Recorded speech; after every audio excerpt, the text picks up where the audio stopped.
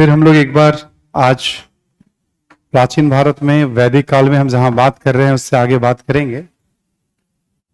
और कल चर्चा हम लोग कर रहे थे वैदिक काल में राजनीति पे ऑलमोस्ट बात हो गई थी। एक बार हम लोग तेजी से उसको दोहरा लेते हैं, या वैदिक काल में हम लोगों ने अब तक क्या क्या बात किया एक बार उसको हम लोग देख लेते हैं। सभी ऑनलाइन स्टूडेंट्स को गुड आफ्टरनून, और आप सभी को भी। ऑनलाइन वाले बच्चों को लगना चाहिए कि सर हमें आज लाइव हैं, वरना अचानक से लगता है कोई पुरानी क्लास चल रही है। ठीक है, हम लोग अभी वैदिक काल में है ना,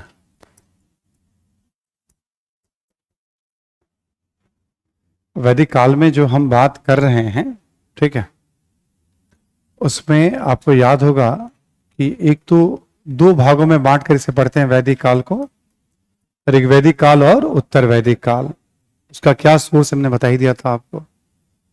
फिर आपने देखा था कि आर्य शब्द को लेकर के एक समझ बना ली थी हमने, क्योंकि आर्यों का जिक्र बहुत होता है। फिर वैदिक काल में जो भौगोलिक ज्ञान है वेदों में, उसको लेकर के ऋग्वैदिक काल उत्तर वैदिक काल की एक तस्वीर हमने बना ली थी।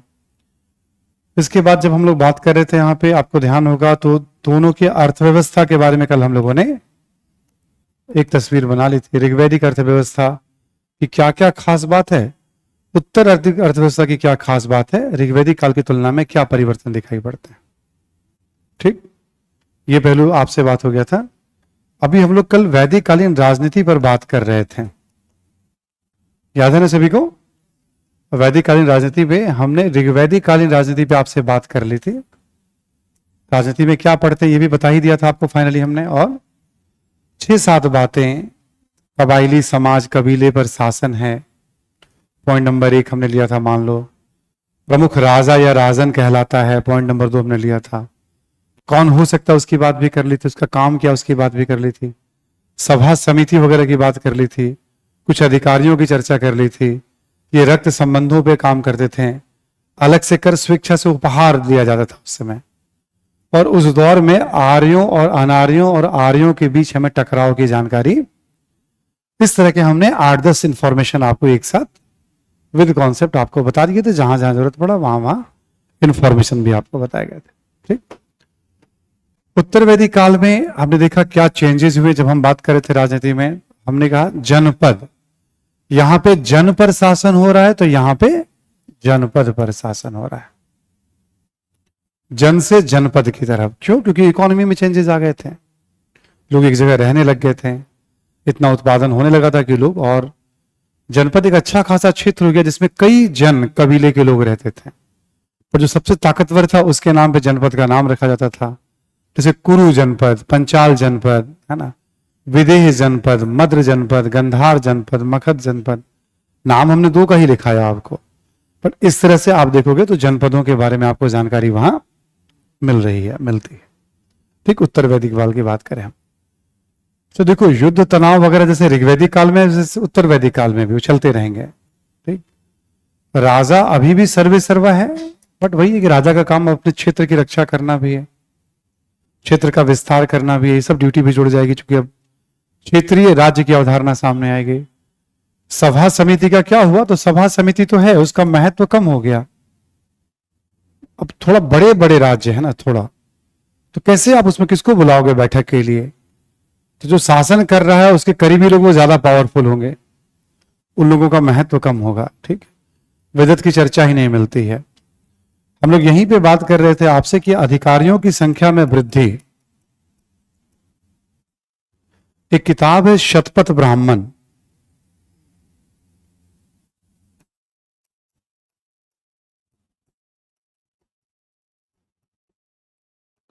इसमें 12 रत्नीन यानी 12 अधिकारियों का उल्लेख मिलता है जो राजा को हेल्प करते थे। यानी साफ साफ मेंशन किया गया कि 12 अधिकारी हैं जो राजा को हेल्प कर रहे हैं। और बाकी साक्ष्यों से भी पता चलता है, पहले वाले तो इस दौर में भी हैं, पुरोहित हैं, सेनानी है, ग्रामणी है, वज्रपति है, पहले वाला तो सब यहां पे भी है। इस 12 में कुछ नए नए अधिकारियों का भी इसमें उल्लेख मिलता है उत्तर वैदिक काल में। तो हमने लास्ट पॉइंट मेरे ख्याल में यही लिखवाया होगा, हमने अधिकारियों पे बात कर रहे थे। किस, लाओ दिखा दो एक बार जरा।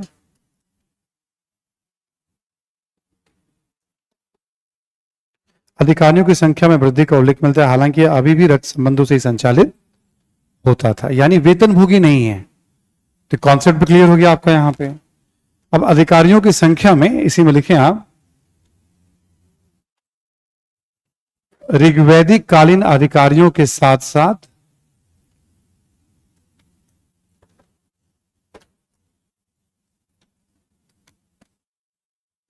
ऋग्वैदिक कालीन अधिकारियों के साथ साथ कुछ नए अधिकारियों का भी उल्लेख मिलता है।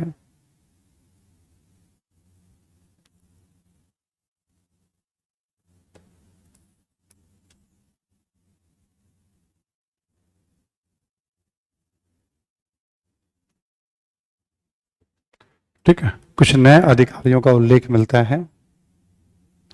लिखें आप, जैसे संग्रहिता,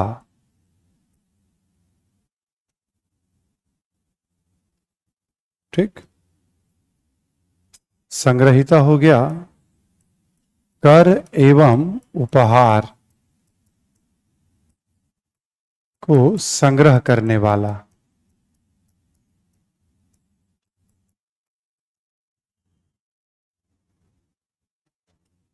कहीं कहीं थोड़े बहुत आपको कॉन्ट्राडिक्शन कभी दिख सकते हैं किसी इंफॉर्मेशन में, उससे घबराइएगा मत। कोई कॉन्ट्राडिक्शन वाली बात हो तो मेरी नजर में लाइएगा, क्योंकि रामशरण शर्मा इसको ऐसे ही बता रहे हैं, कहीं कहीं कोषाध्यक्ष लिखा हुआ है इसके बारे में, तो हम वैसे ही मान के चल रहे हैं जैसे रामशरण शर्मा बता रहे हैं। ठीक, उपहार यानी बलि।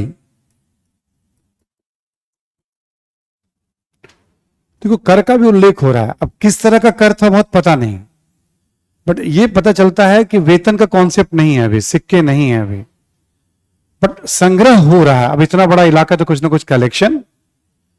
अक्सर उल्लेख मिलता है कि राजा जो है सैकड़ों हजारों योद्धाओं से घिरा हुआ है, तो वस्तु ही दिए जाते होंगे उसको, गुड्स के रूप में कुछ वेतन मिलता होगा। पहली वाली स्थिति नहीं है, स्थिति बदली है, परिवर्तन हुआ है। ठीक है, तो कर एवं उपहार के संग्रह करने वाला अधिकारी, इसका उल्लेख मिल रहा है, यानी पहले की तुलना में चेंजेस दिखेगा आपको। ऐसे ही लिखेंगे आप, जैसे एक है अक्षवाप। सारे अधिकारियों का नाम, 12 के 12 अधिकारियों का नाम अपने केजीएस वाले बुकलेट में भी दिया हुआ है। ठीक, उसमें से हम बस 2-3 निकाल रहे हैं हम, ठीक है, इंफॉर्मेशन में, है ना। अक्षवाप ये हो गया पासा के खेल में राजा को सहयोग करने वाला, पासे के खेल में राजा को हेल्प करता था ये अक्षवाप।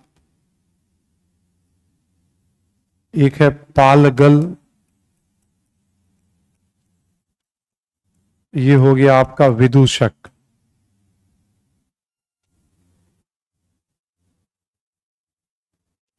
विदूषक का मतलब है दरबार में हंसाने वाला। ठीक है, दरबार में एक आधा ऐसा व्यक्ति होता था जब राजा बैठता होगा जहां पे, जहां हास्य विनोद, हंसाना उसका काम था, किसी भी बात को हल्के फुल्के अंदाज में कहना, है ना।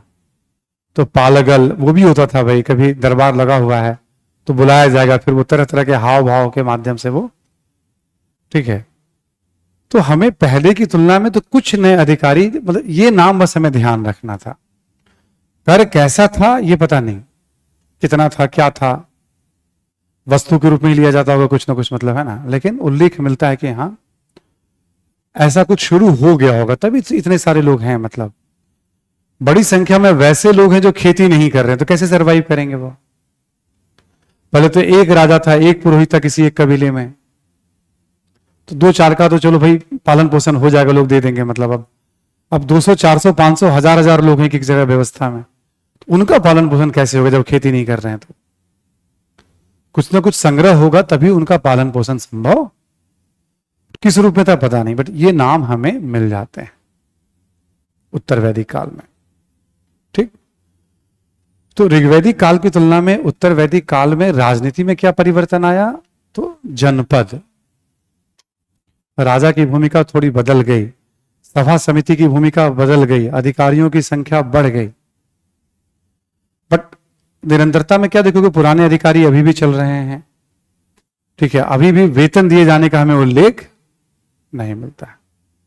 बट जो बड़ा बदलाव क्या था, कबीले पर शासन की तुलना में क्षेत्रीय शासन, क्षेत्र पर शासन जिसमें विभिन्न कबीलों के लोग रहते हैं। ठीक, तो जब भी हम एक काल से आगे दूसरे काल में जाते हैं तो चेंजेस को पढ़ते हैं कि अभी नया क्या हुआ, पहले वाला तो चल ही रहा है।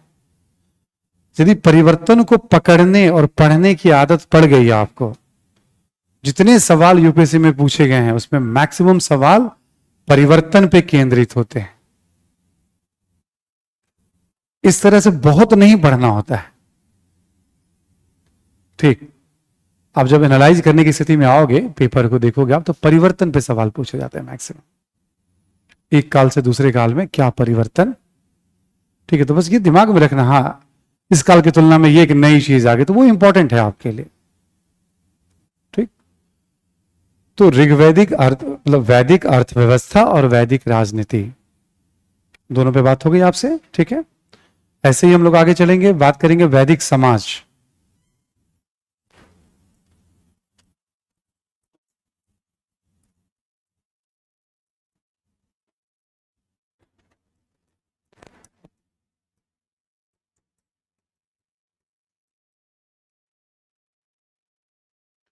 ऋग्वैदिक समाज, सेम कॉन्सेप्ट चलेगा आपका, जैसे हमने कहा था ना, वर्ग है, वर्ण है, ये जो कॉन्सेप्ट है आपका। ठीक है, भेदभाव कुछ है या नहीं। ठीक है, परिवार को लेकर, महिलाओं की दशा को लेकर, ये पॉइंट मैं आपको लिखा चुका हूं, है ना, हड़प्पा काल में सोसाइटी में किन किन बिंदुओं को पढ़ना है। हम बस उसी बिंदु को हड़प्पा में हम पढ़ चुके हैं, अब उसी बिंदु को लेकर हम यहाँ ऋग्वैदिक समाज, उसी बिंदु के आधार पर उत्तर वैदिक समाज में क्या परिवर्तन आया।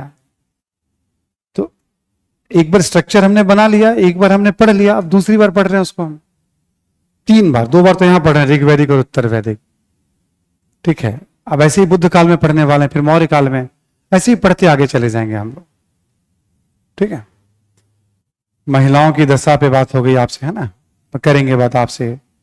इसी में खान पान, है ना, पहनावा के बारे में कोई जानकारी हो, शिक्षा के बारे में कोई जानकारी हो, मनोरंजन के बारे में, है ना, आवास के बारे में कुछ आपको कहना हो, क्योंकि धर्म अलग से पढ़ना है, वरना अंतिम संस्कार वगैरह भी इसमें ले लेंगे हम।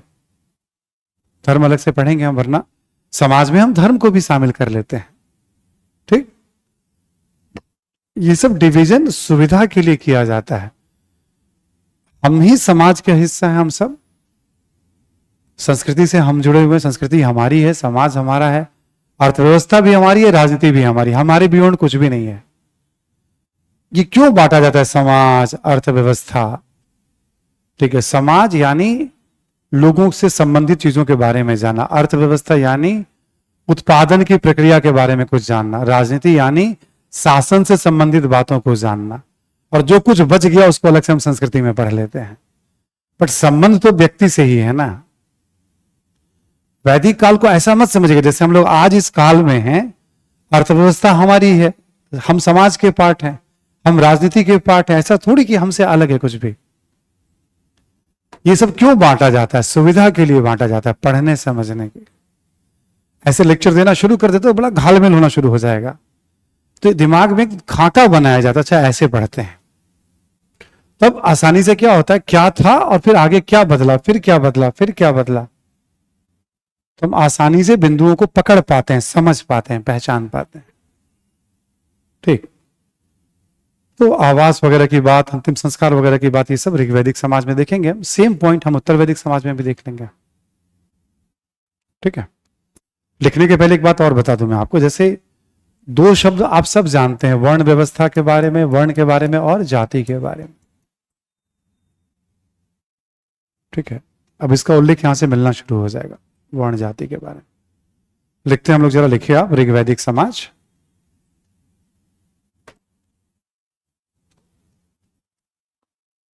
ऋग्वैदिक समाज में आप पहला पॉइंट लिखें आप,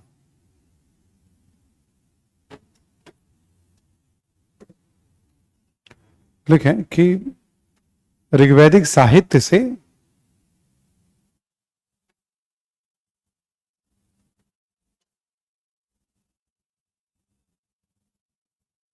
साहित्य से आर्यों एवं अनार्यों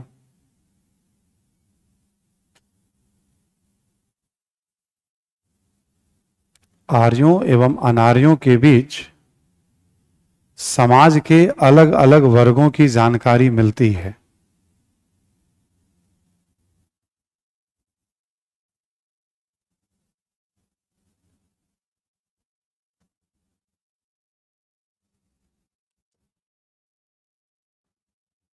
ठीक।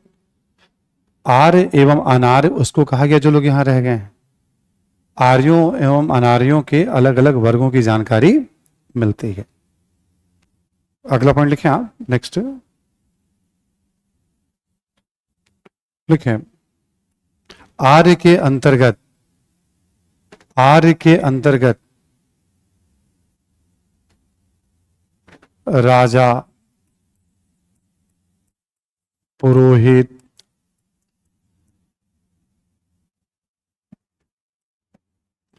एवं आम लोग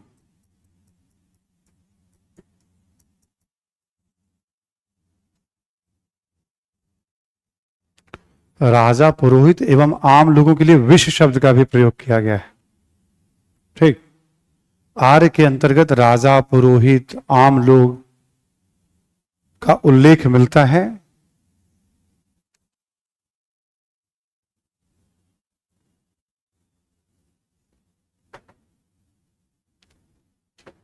देखिए इनके कार्य अलग अलग थे।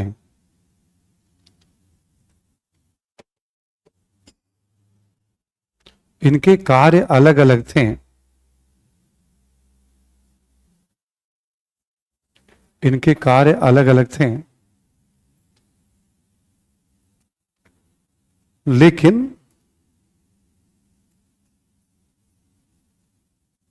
इनके कार्य अलग अलग थे, लेकिन इनके बीच किसी प्रकार का भेदभाव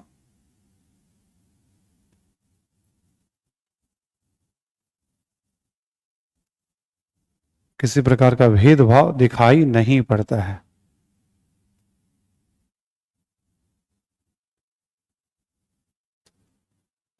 कहने का मतलब राजा एक काम कर रहा है, पुरोहित अपना एक पूजा पाठ का काम कर रहा है, तो कार्यों का बंटवारा तो ही गया। राजा लड़ने का काम कर रहा है, बाकी पब्लिक अपना आर्थिक गतिविधियों में लगे हुए, बट सब एक साथ रह रहे हैं, सब सहयोग कर रहे हैं। इनके बीच किसी तरह कोई बड़ा छोटा नहीं है, कोई भेदभाव नहीं। मजबूरी भी है ना, अभी उत्पादन उतना नहीं हो रहा, उत्पादन जब होता है तब भेदभाव शुरू होता है, जब पैसे आते हैं। परिस्थितियां भी ऐसी हैं, इसलिए इसको समतावादी समाज भी कहा जाता है। किताब में कभी आप पढ़ेंगे तो कहा जाएगा समतावादी समाज था, क्यों, जरूर है ही नहीं सिचुएशन वैसा। अगला पॉइंट लिखिए। हालांकि आर्यों एवं अनार्यों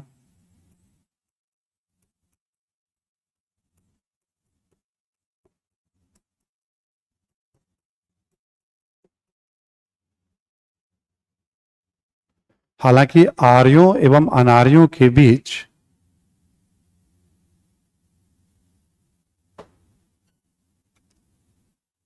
किसी न किसी प्रकार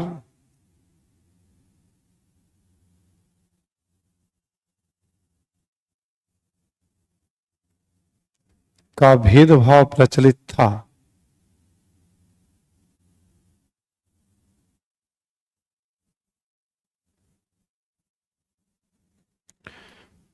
जैसे अनार्यों को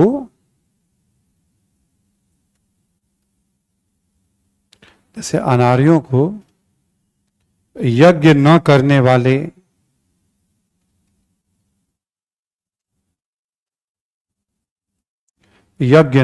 वाले अयजवन, कौमा, लिंग की पूजा करने वाले, शिवलिंग जैसा कोई चीज होगा, लिंग की पूजा करने वाले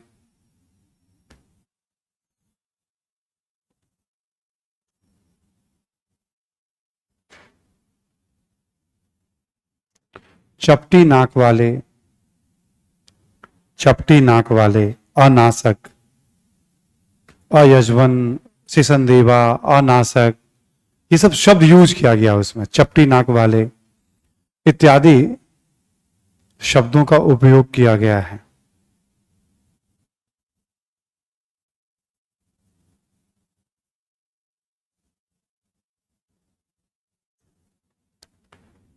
चपटी नाक वाले इत्यादि शब्दों का उल्लेख किया गया है। तो अनार्यों के बारे में क्या कह रहे हैं आर्य ऋग्वेद में?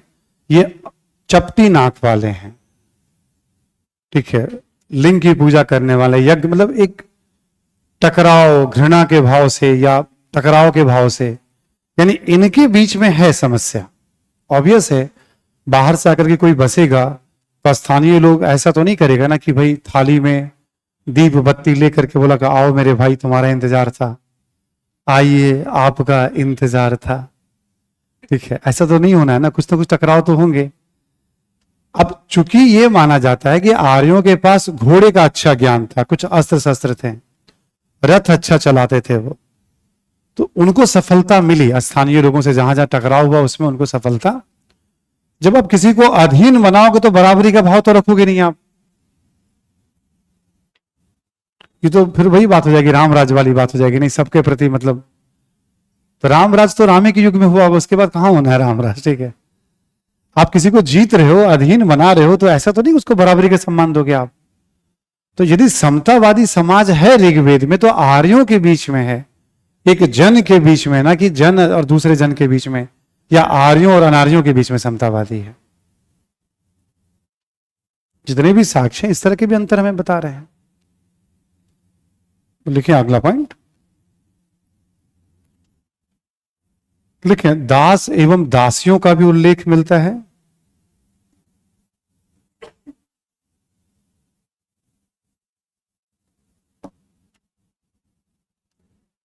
दास एवं दासियों का भी उल्लेख मिलता है।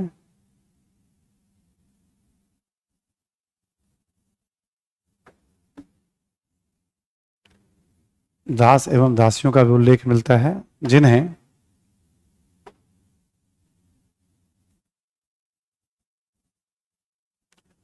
घरेलू कार्यों में लगाया जाता था।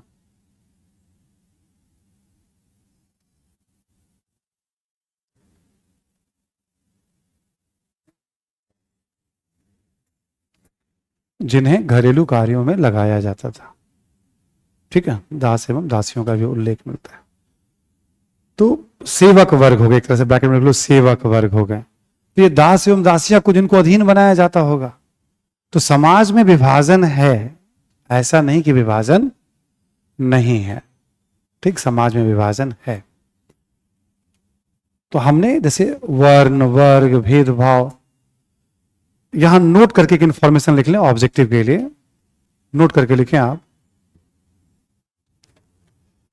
ऋग्वेद के 10वें मंडल में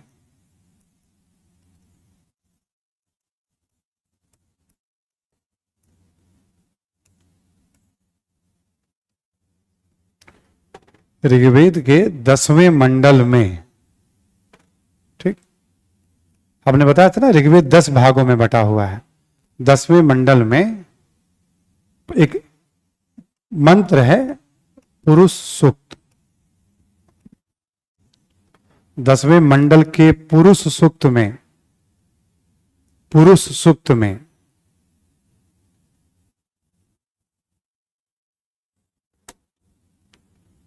पुरुष सूक्त में, सूक्त बेसिकली एक तरह से मंत्रों को ही कहा जाता है, सूक्त या मंत्र, एक ही तरह के जो मंत्र होते हैं उसको हम सूक्त भी कहते हैं। किताबों में लिखा रहता है सूक्त या मंत्र, ठीक, आर्य शर्मा खुद लिख रहे हैं अपनी किताब में, वैदिक सूक्तों या मंत्रों, यानी एक ही बात है। पुरुष सूक्त में पहली बार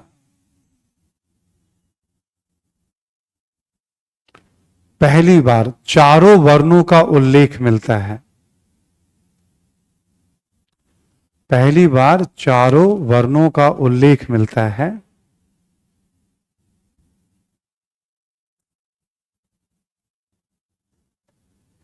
ठीक है, पहली बार चारों वर्णों का उल्लेख मिलता है।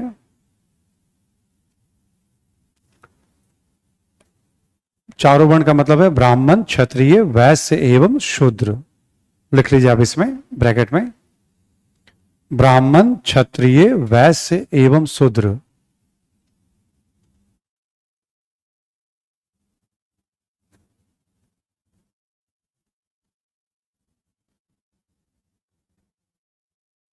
ठीक है, ब्राह्मण, क्षत्रिय, वैश्य एवं शूद्र। इसमें एक और पॉइंट लिख लेंगे आप, वर्ण व्यवस्था, वर्ण व्यवस्था के दैवीय उत्पत्ति का उल्लेख है, डिवाइन ओरिजिन। वर्ण व्यवस्था के दैवीय उत्पत्ति, ईश्वरीय उत्पत्ति का उल्लेख है।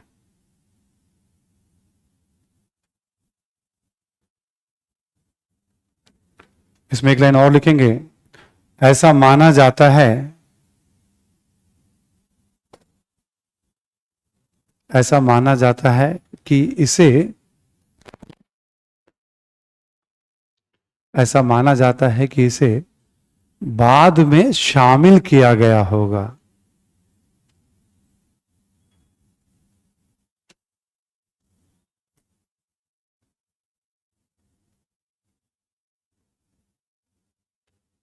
मैं इस पॉइंट को समझा देता हूं, ये लिखवाया मैंने आपको ऑब्जेक्टिव के मकसद से है ये पॉइंट, ठीक है। ऋग्वेद में 10वां मंडल माना जाता है, बाद में कभी जोड़ा होगा। आपको याद होगा हमने बताया था मौखिक परंपरा के बारे में, जैसे ऋषियों ने डाउनलोड किया ज्ञान को, ठीक, तो फिर बताया शिष्यों को, फिर ऐसे चलता रहा सैकड़ों साल तक, फिर कभी संकलित कर दिया गया, ठीक है, कभी वेदों को संकलित किया गया, लिखा गया, तो बहुत बाद में लिखा गया, मान लो 700-800 साल बाद लिखा, हो सकता है बाद वाली चीजों को भी उसमें शामिल। तो ये जो वर्ण व्यवस्था का उल्लेख है, ये माना जाता है कि इसे बाद में शामिल किया गया होगा ऋग्वेद में। ऋग्वेद में ये नहीं था, बाकी साक्ष्य बताते हैं कि ऋग्वेद में इसका प्रचलन। अब इसमें क्या है, आप देखोगे 4 वर्ण का उल्लेख है, ब्राह्मण, क्षत्रिय, वैश्य एवं। अब ये उत्तर वैदिक काल में इसके बारे में विस्तार से बात कर लेंगे। दैवीय उत्पत्ति का मतलब क्या होता है, इसके बारे में भी विस्तार से बात कर लेंगे, ठीक। कल आपको ध्यान होगा मैंने बताया था कि जो भी स्टूडेंट्स बाद में क्लास में जुड़ रहे हैं, ऑनलाइन या ऑफलाइन, ठीक है, आपको शुरू से क्लास के वीडियो आपको मतलब कवर करने हैं। आप में से भी कोई ऐसा आ रहा हो ना, तो क्लास कवर करिएगा। बाकी ये कोई जटिल टॉपिक नहीं है, इतिहास जटिल तो है, मैं अब बनाने पे आ जाऊं तो बहुत जटिलतम है। मतलब कल हम एक नोट्स दिखा रहे थे, कहाँ गए हमारे, ये कहीं का नोट्स था किसी कोचिंग का, क्लास के बाद, ठीक है। मैं नोट्स देख करके मैं शिक्षक के बारे में सोच रहा था कि करेगा क्या, ठीक है, ये पढ़ाने वाला, और बच्चों का क्या होगा, ठीक है। मैं नोट्स देख के सोच रहा था कर क्या रहा है वो, और बच्चों का क्या होगा। इतनी सरल तरीके से सिंपल सिंपल बातों को तो दिमाग में बैठाने में पसीना मुझे भी आ जा रहा है, बच्चों को भी आ जा रहा है, ठीक है। तो आगे क्या होगा, मतलब, है ना। अब ये लोग हैं जो 1000-2000 बच्चों को पढ़ाते हैं, तो बस वो दिखाना चाहते हैं कि मतलब सब कुछ आप बस इसको कर लो। सच्चाई तो ये है कि शिक्षक खुद नहीं कर पाएंगे उसको, खुद नहीं बता पाएंगे उसको, ठीक है। अब कुछ कहने का ऐसा मंच नहीं है, वरना शिक्षक से भी पूछ लिया जाए तुम बच्चे काहे गुमराह करते हो बच्चों को, ठीक है, अनावश्यक बातों को क्यों बताते हो। तो क्या करिएगा आप लोग, सिंपली क्लास को फॉलो करिए।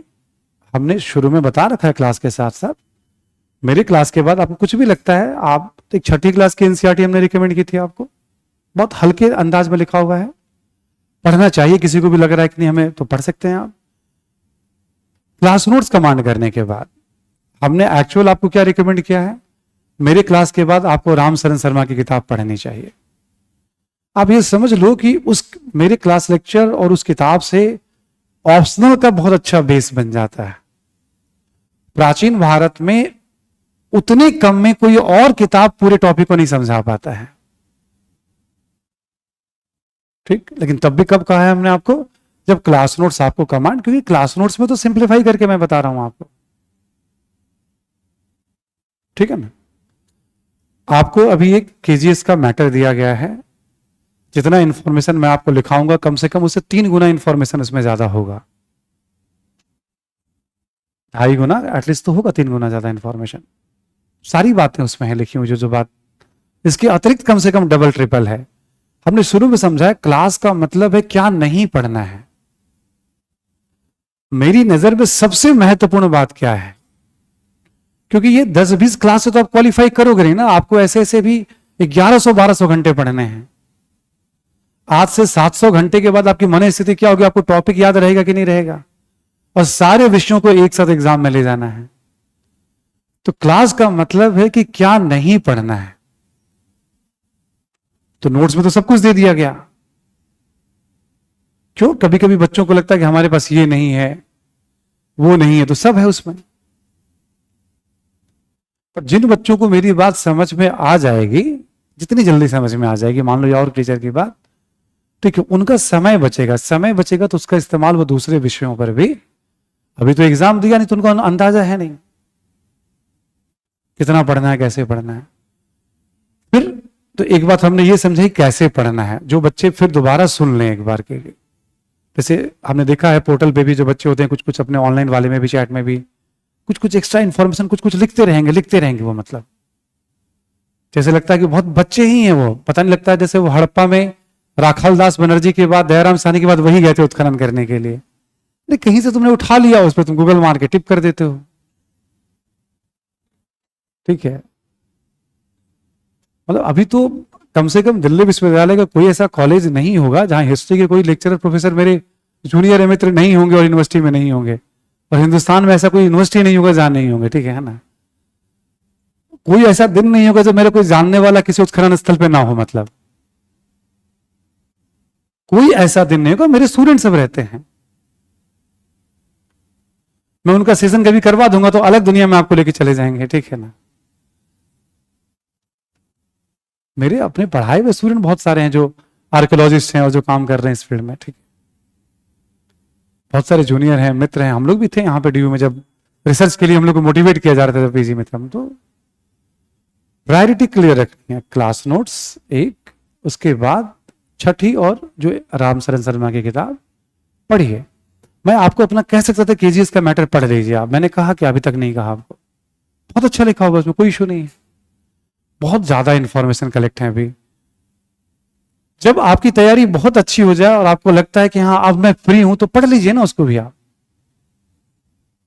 आपको लगता है कि अब आपकी क्षमता है कि अब और कुछ पचा सकते हैं, क्योंकि आप नहीं देख पाएंगे ना अगले अभी 40 घंटे क्या होने वाला है आपके साथ। मान लो 20 घंटे बिता चुके हैं, अगले 20-30 घंटे में क्या और आपके साथ हम बात करने वाले हैं।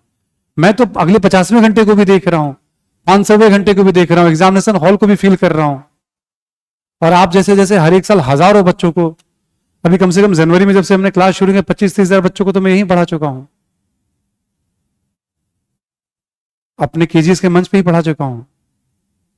तो मैं तो उन बच्चों को भी देख रहा हूं ना कि एग्जाम कैसे मैनेज करेंगे वो। तीसरी जो सबसे महत्वपूर्ण बात बताई थी मैंने, हमने कहा रिवीजन करिएगा, ये टीचर जब हैं तो जितना मेंस ओरिएंटेशन हो सकता है आप उसको कैच कर लीजिए, क्योंकि एक आपका बैच खत्म होते पकड़ में तो मैं आऊंगा, बट इस तरह से पकड़ में नहीं आऊंगा जैसे मैं अभी आ रहा हूं। सारे प्रश्नों के उत्तर हमारे डिस्कशन में आपको मिल जाएंगे, सब मिलेंगे आपको, ठीक है। तो कॉन्सेप्ट के साथ जितने इंफॉर्मेशन पिरोए जाते हैं ना, मतलब जैसे हमने बताया वर्ण और वर्ग, हमने बता दिया 10वां मंडल पुरुष सूक्ति, जान लीजिएगा ऑब्जेक्टिव के लिए। क्योंकि अभी आपने उस तरह से रिसर्च तो किया नहीं तथ्यों को लेकर। तथ्यों का मतलब क्या, किताब में जो लिखा हुआ है, नोट्स में जो मिल रहा है कुछ अलग ही चीज है, मतलब हम पढ़ लेते हैं उसको, हम नहीं, ऐसा नहीं है, ठीक। इसलिए मैं जो करा रहा हूं उस पर कमांड रखिए आप, ठीक है, फुल कमांड रखिए आप। राइटिंग के लिए जो मैंने आपको सिखाया उस पर अभ्यास करिए आप, सिनॉप्सिस मॉडल पे चलिए आप, ठीक है। आपको अपने पहले दिन बता दिया नैया पार लिखने से होने वाली है, भूल गए होंगे आप पहले दिन। हमने कहा मैं इतनी सारी बातें बता रहा हूं, एक बात आप जरूर ध्यान रखिएगा, राइटिंग नहीं छोड़नी है आपको, क्लास नोट्स आपको याद रखना है, ठीक है। बीच बीच में जैसे मैंने अभी बोला कि अयजवन, शिशन देवा, अनासक, मैं लिखवाया नहीं आपको, बस मैं बता रहा था इस तरह के शब्दों का यूज किया गया है। क्योंकि हमने क्या कर, ऋग्वेद में हजारों लाखों ऐसे शब्द होंगे, ठीक है। हमें क्या करना, अच्छा हम ऐसा डिसाइड क्यों करते हैं हम लोग, क्या पढ़ना चाहिए क्या नहीं पढ़ना चाहिए, उसका आधार क्या होता है हमारा पी वाई क्यू, और भी ऑप्शनल का पी वाई क्यू भी आधार होता है। यूपीएससी क्या सोच करके किस तरह के सवालों को पूछती है। हड़प्पा सभ्यता पे सवाल यदि 10 पूछे गए हैं तो उसके पीछे यूपीएससी की क्या मानसिकता काम कर रही है, क्या जानना चाहती है बच्चों से। सवाल केवल पूछे गए उससे मतलब नहीं, उसके पीछे किस तरह की सोच काम कर रही है, वैदिक काल के पीछे किस तरह की सोच काम कर रही है, आयोग क्या जानना चाहती है अपने बच्चों से, किस तरह से टेस्ट लेना चाहती है। अब जिस विषय का एक्सपर्ट हूं तो मैं ऑब्वियस है आपसे बेहतर सोचूंगा, इसके पीछे क्या मानसिकता काम कर रही है। पीटी निकालने के लिए हमें कितने स्कोर करने पड़ते हैं वो भी हम ध्यान में रखते हैं। तो बहुत सारी चीजें हैं जो आपको समझोगे धीरे धीरे करके, इसलिए आप बिल्कुल भी किसी तरह के विस्तार में मत जाइएगा, ठीक है। एक समय ऐसा आएगा जब आपका बेस बहुत अच्छा हो जाए टॉपिक पे और आपको कुछ भी पढ़ने की इच्छा हो तो अपने आप को बांधना नहीं है। आपको पढ़ने का मन कर रहा है, किसी कुछ नोट्स कोई किताब पढ़ते रहिए आप, लेकिन जब आप वहां थक जाएंगे तो आपको पता चलेगा नहीं मेरा बेस मजबूत पहले से है। इसी बेस के दम पे हम एग्जाम को निकालने की स्थिति में, तब वो स्टेज आता है जब आप थोड़ा अपने आप को फ्रीडम दे सकते हैं। सच्चाई तो ये कि आपको मौका नहीं मिलता है, इतना लेंदी सिलेबस है इसका, ठीक। अभी मैं जितना भी टॉपिक पढ़ाया, किसी भी टॉपिक पे मैं आपसे कहूं जो पढ़ा चुका हूं मैं, कि आपको मैं अभी 10 मिनट में कुछ लिखने के लिए कहूं 15 मिनट में, कितने लोग तैयार होंगे कोई टॉपिक दूं तो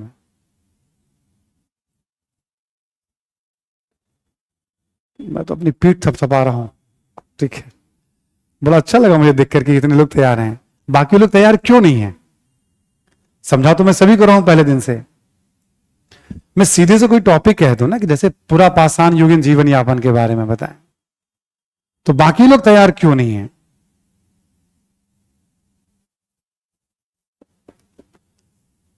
देखो सिंप्लीफाइड करना तो चलो जितना संभव उतना मैं कर रहा हूं, लेकिन एग्जाम से कॉम्प्रोमाइज भी नहीं करेंगे। मेरा फॉर्मूला है न्यूनतम और आवश्यक बातों को बताना, इसी में लोग निकलते चले गए, न्यूनतम और आवश्यक, ठीक। जब मैं 10-20 तथ्य को ऐसे बोल सकता हूं तो मैं कभी भी लिखवा भी सकता हूं, ठीक।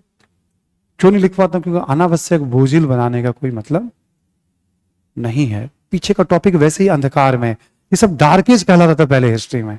अनुसंधान रोज नए नए होते हैं। हमने कहा यह आभूषण है तो किसी किताब में कह दिया कि नहीं ये सिक्का है।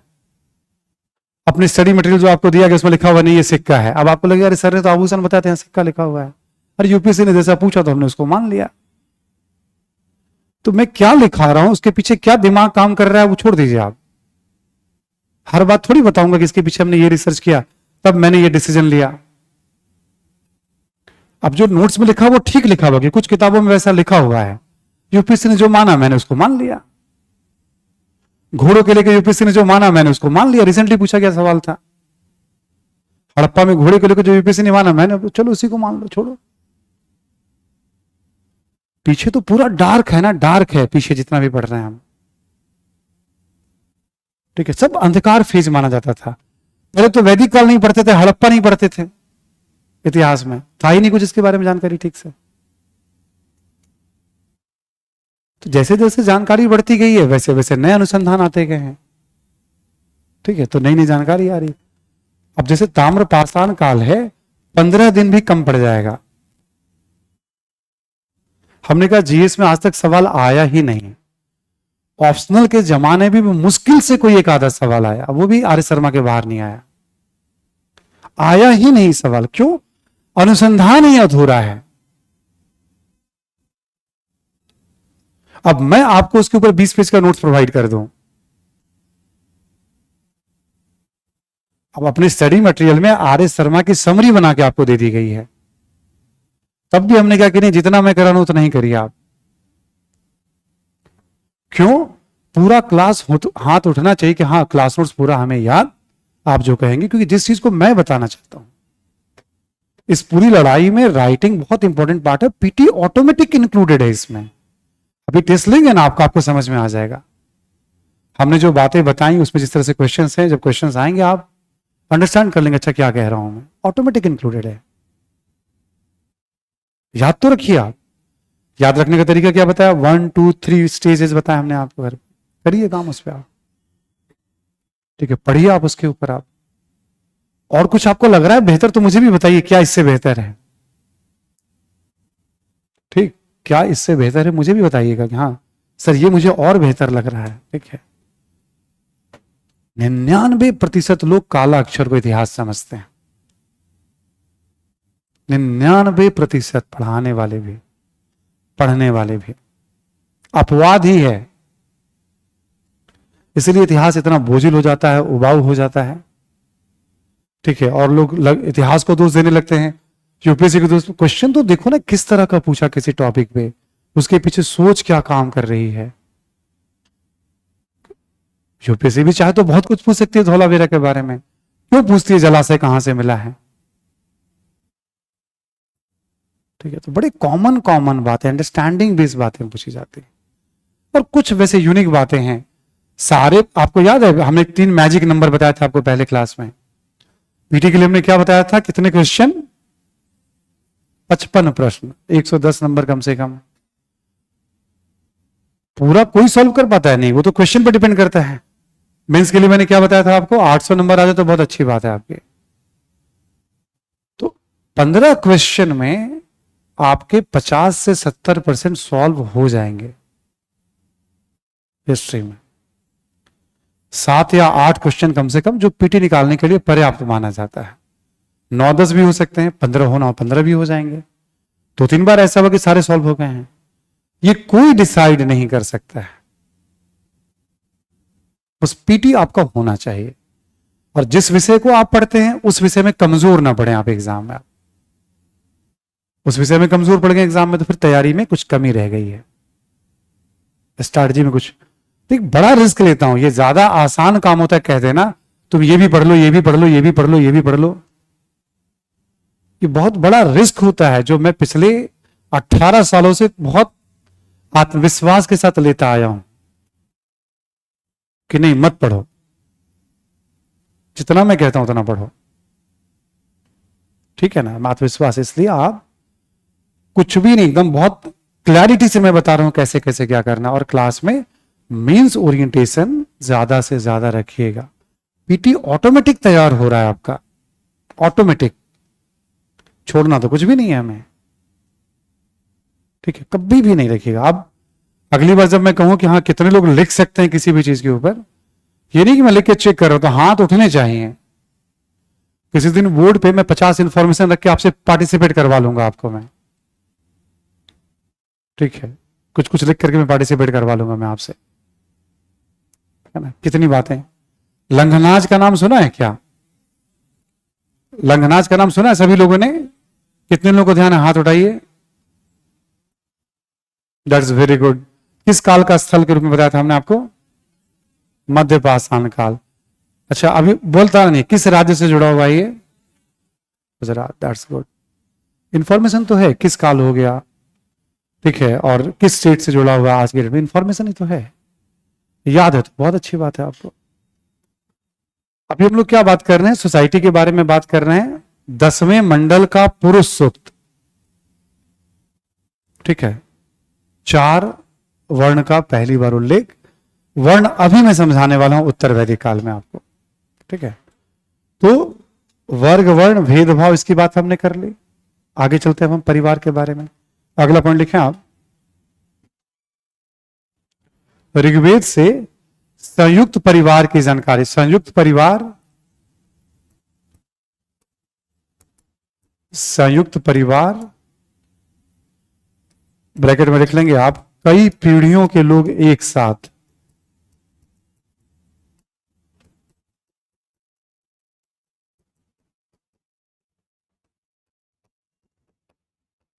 ब्रैकेट में लिख लेंगे आप, कई पीढ़ियों के लोग एक साथ रहते थे, ठीक है। कई पीढ़ियों के लोग एक साथ रहते थे, करेक्ट ना, मतलब 2-4 पीढ़ी के लोग, अलग अलग रिश्ते नाते के लोग, है ना। तो ऋग्वेद से हमें संयुक्त परिवार, परिवार में कौन लोग रहता था, एवं पितृसत्तात्मक परिवार।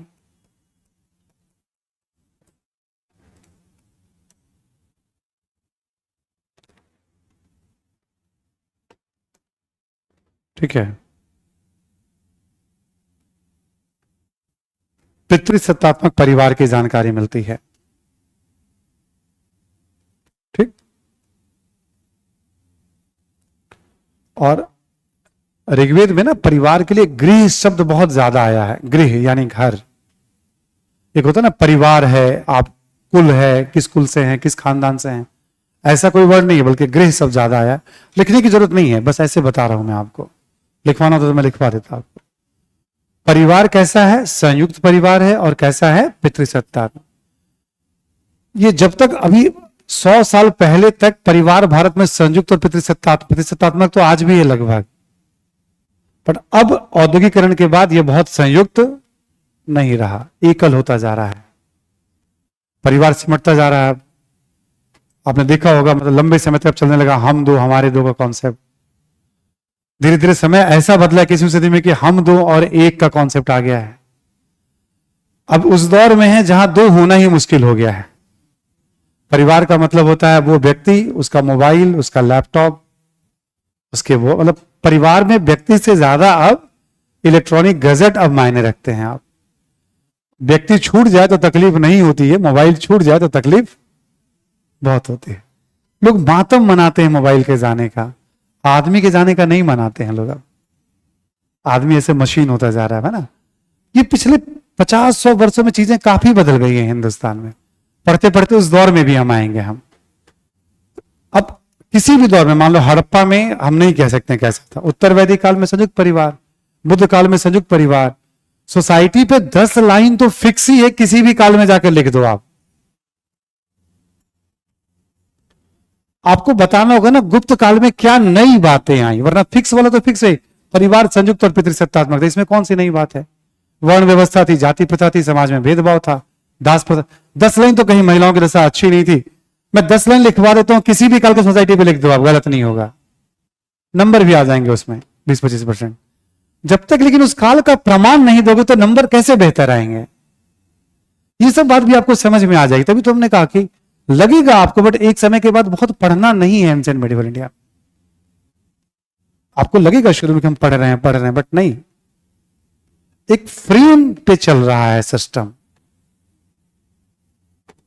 हमने ये लिया, इसकी बात कर ली, अब ये लेंगे, इसकी भी बात कर लेंगे, हम ऐसे करते चले जाएंगे।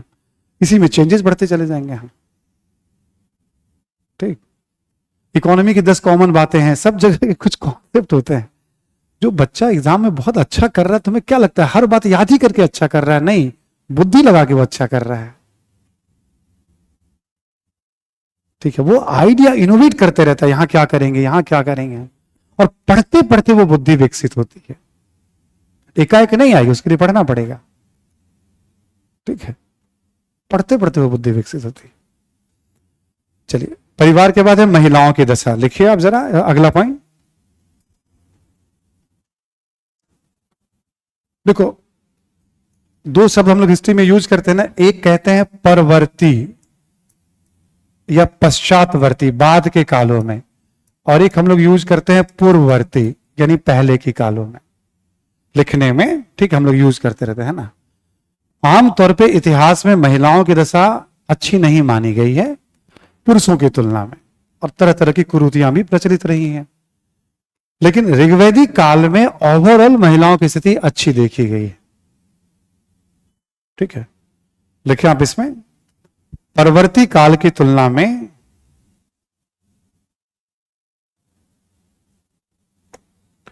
परवर्ती काल की तुलना में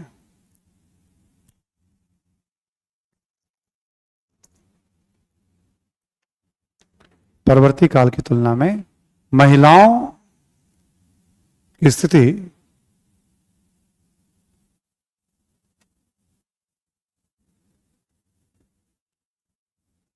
बेहतर थी। राजनीतिक एवं धार्मिक गतिविधियों में भाग लेती थी। राजनीतिक एवं धार्मिक गतिविधियों में भाग लेती थी।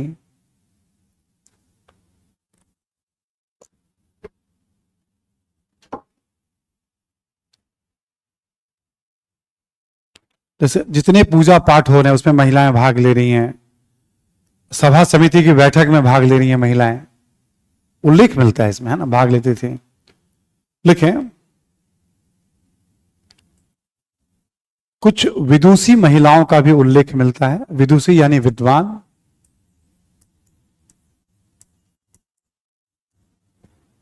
विदुषी महिलाओं का भी उल्लेख मिलता है। इसमें नाम लिख लेंगे आप, जैसे अपाला, घोषा, लोपामुद्रा,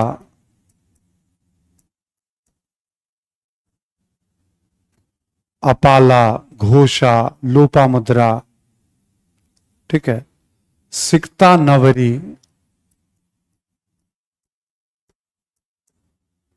सिक्ता नवरी, अपाला, घोषा, लोपामुद्रा, सिक्ता नवरी इत्यादि।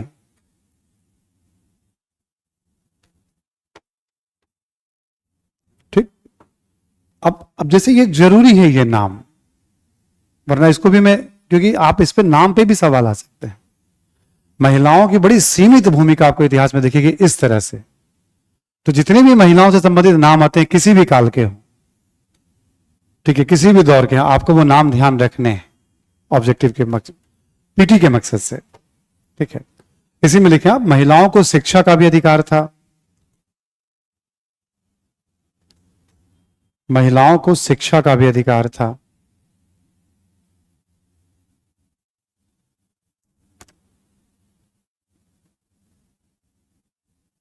ठीक है, नेक्स्ट पॉइंट लिखें आप,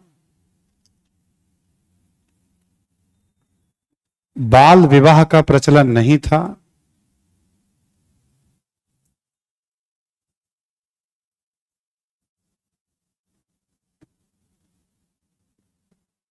बाल विवाह का प्रचलन नहीं था।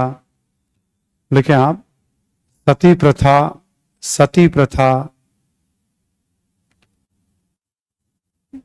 महिलाएं जो जल जाया करती थी, है ना, सती प्रथा, कौमा पर्दा प्रथा,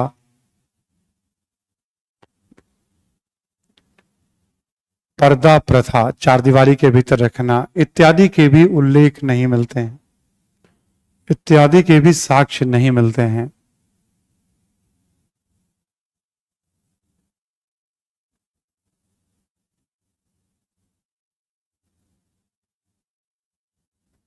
ठीक है, साक्ष्य नहीं मिलते हैं इत्यादि के भी, है ना। इसी में लिखेंगे आप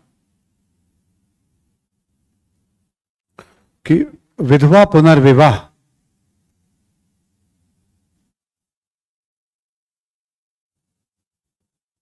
विधवा पुनर्विवाह के भी संकेत मिलते हैं,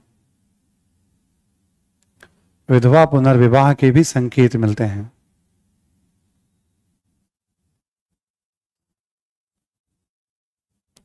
संकेत मिलते हैं, ठीक है, विधवा पुनर्विवाह के भी। अभी क्या देखोगे, आगे इतिहास में धीरे धीरे महिलाओं को शिक्षा का अधिकार नहीं रहेगा, किसी दौर में सती प्रथा है, किसी दौर में पर्दा प्रथा, विधवा पुनर्विवाह नहीं कर सकती हैं, बाल विवाह, ये सारी कुरीतियां समाज में प्रचलित। तो ऋग्वैदिक काल इस मामलों में थोड़ा अलग है परवर्ती कालों की तुलना में। अभी क्या हुआ, महिलाओं की स्थिति कैसी थी समाज में? वैसे तो पितृसत्तात्मक समाज है, एक इंटरेस्टिंग बात है, पुत्रों के जन्म के लिए मंत्र है ऋग्वेद में, बट पुत्री के जन्म के लिए ऋग्वेद में कोई मंत्र, गाय के रक्षा के लिए मंत्र है बट पुत्री के रक्षा के लिए कोई मंत्र। तो तमाम बेहतर स्थिति के बावजूद आपको ऋग्वैदिक काल से ही आपको भेदभाव भी दिखने प्रारंभ, कहीं ना कहीं आपको लगेगा समाज में पुरुषों का स्थान अलग है और महिलाओं का एक भी मंत्र नहीं मिलता है। महिलाओं की रक्षा के लिए, बच्चों की रक्षा के लिए, इसमें उदास नहीं होना है। उदास हो गई हमारे बच्चे, है ना, ठीक है। ये तो समाज कैसे इवॉल्व हुआ उसके बारे में पढ़ रहे हैं हम, है ना।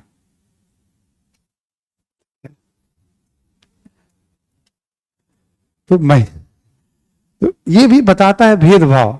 सभा समिति, मान लो कोई भी कबीला है, कबीला का प्रमुख, कभी किसी महिला का उल्लेख नहीं मिला ऋग्वेद में, पुरुष का उल्लेख मिलता है, ये इस कबीले के प्रमुख हैं, बट किसी कोई महिला प्रमुख रही हो इसका उल्लेख सब कुछ के बावजूद कुछ ना कुछ एक अंतर, चूंकि पितृसत्तात्मक समाज है तो महिलाओं को कहीं ना कहीं अधीन रखा जा रहा है। ठीक है, तो इस तरह से तो महिलाओं की दशा क्या थी। आगे हम लोग चलते हैं, लिखते हैं, देखिए आप लिखें, शाकाहारी एवं मांसाहारी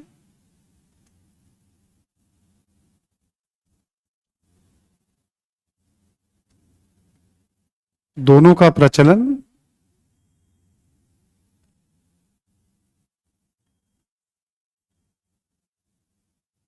कौमा सूती एवं ऊनी वस्त्र का उल्लेख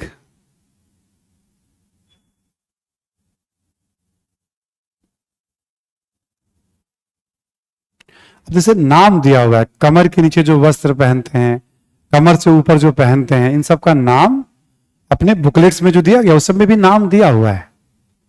फिर वही बात आ जाती है ना, ऐसे हजारों हजारों नाम है बट स्टिल दे दिया गया उसको, ताकि कभी आप पढ़ते रहे तो कभी नजर पड़ जाएगा, अच्छा ये चीज है।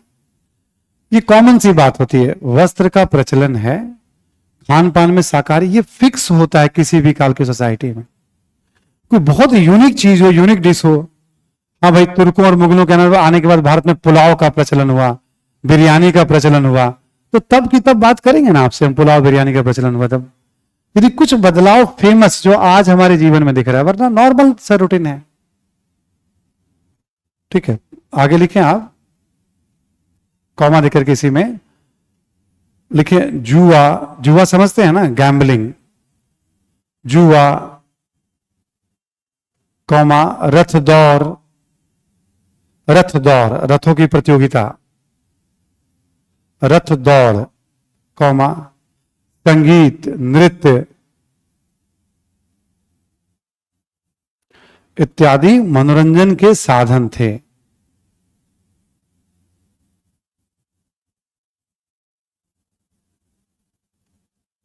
इत्यादि मनोरंजन के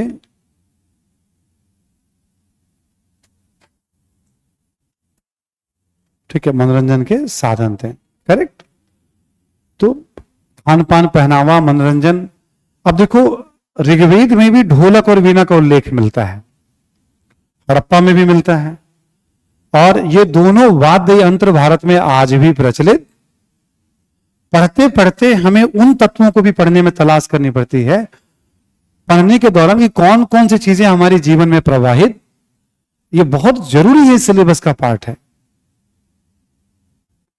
ठीक है, इसलिए पढ़ना, जब कहते हैं ना पढ़ने का एक तरीका है, मतलब उन बातों को खास के पकड़ना जो बातें हमारे जीवन में कभी भी सवाल उस पर आ जा रहा है, ऑलवेज एवरी ईयर कुछ ना कुछ सवाल आते हैं उसके मेंस में। अब वो बड़ा आसान है लिखना यदि आपने उस काल को समझ लिया है तो। संगीत, नृत्य, ये सब प्रचलित हैं इस दौर में भी। ठीक है, अगला पॉइंट लिखें आप,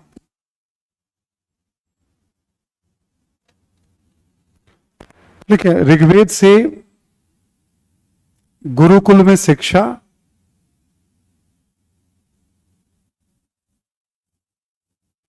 गुरुकुल में शिक्षा और मौखिक शिक्षा,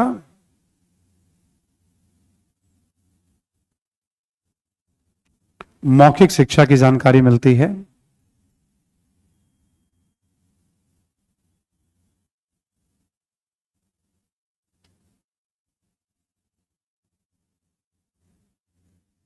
ठीक है, अब मौखिक शिक्षा क्या हो गया आपका, जैसे हमने बताया था पीछे ना, मैंने कोई मंत्रोच्चारण किया, आपने उच्चारण किया, आश्रम, गुरु के आश्रम में जहां गुरु हैं लोग वहां पढ़ने जा रहे हैं, रहते हैं, एक ऐसी जानकारी मिलती है। गुरु के उठने के पहले छात्र उठ जाते हैं, साफ सफाई करते हैं, सब करने के बाद, गुरु के साथ सब करने के बाद फिर साफ सफाई करना एक पार्ट हो गया, शारीरिक व्यायाम करना एक पार्ट हो गया, फिर पाठ करना, मंत्रोच्चारण वगैरह, गुरु जो है ज्ञान दे रहे हैं, समझा रहे हैं। ठीक है, फिर थोड़ा बहुत बाहर से लकड़ी वगैरह, कुछ अनाज वगैरह लाना, मतलब ये सब पूरी दिनचर्या का एक हिस्सा होता था। ऐसा माना गया है उस समय शिक्षा में केवल बौद्धिक ज्ञान नहीं, बौद्धिक ज्ञान तो दिया ही जाता था, शारीरिक रूप से मजबूती और सही गलत की पहचान, नैतिक शिक्षा, कहते हैं ना ओवरऑल डेवलपमेंट पे बल दिया जाता था उस समय। शिक्षा के विषय बहुत ज्यादा नहीं थे। तो शिक्षा की भी जानकारी मिलती है।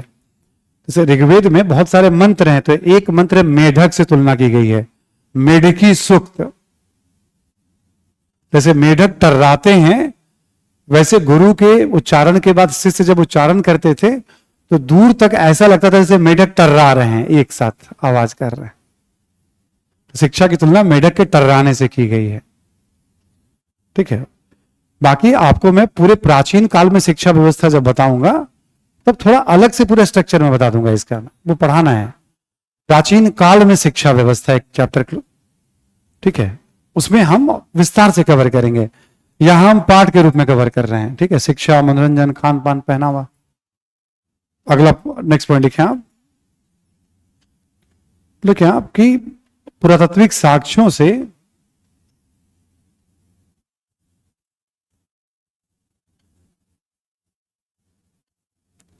आवासीय संरचना की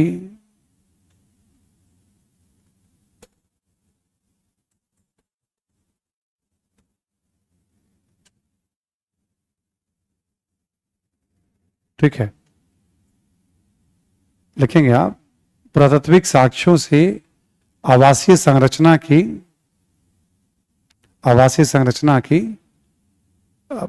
कम जानकारी मिलती है।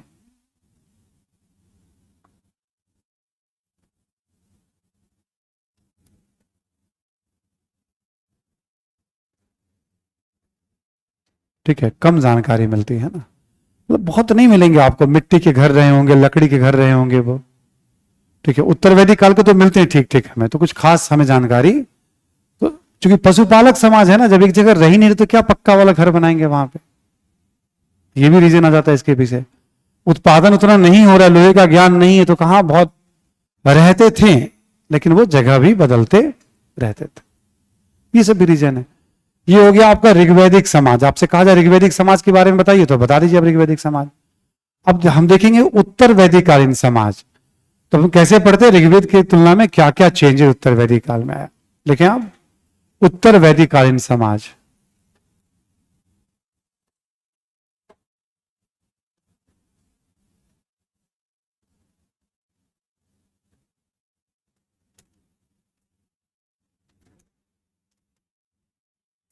ठीक है, उत्तर वैदिक कालीन समाज में लिखें आप, पहला पॉइंट लिखें कि उत्तर वैदिक साहित्य में, उत्तर वैदिक साहित्य से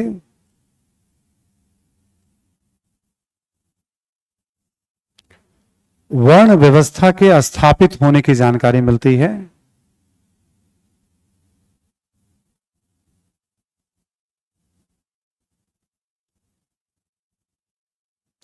मैं अभी समझाऊंगा, अभी पहले लिख लीजिए आप इसको। वर्ण व्यवस्था के स्थापित होने की भी जानकारी मिलती है। ठीक है, स्थापित होने की भी जानकारी मिलती है। इसे में लिखे 4 वर्णों का उल्लेख मिलता है। 4 वर्णों एवं उनके कर्तव्यों का उल्लेख मिलता है।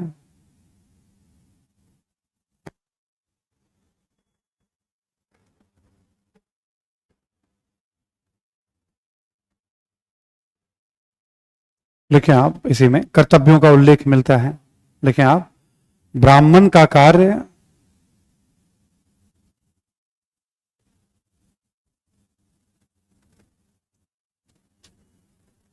ब्राह्मण का कार्य अध्ययन, अध्यापन, पूजा पाठ कराना, पूजा पाठ कराना। इसी में लिखें कॉमा देखें, क्षत्रियों का रक्षा करना,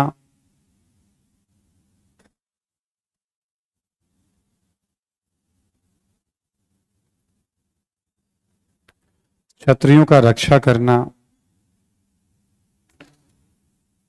लिखें कॉमा दे करके, वैश्यों का उत्पादन संबंधी गतिविधियों में संलग्न रहना या उत्पादन कार्य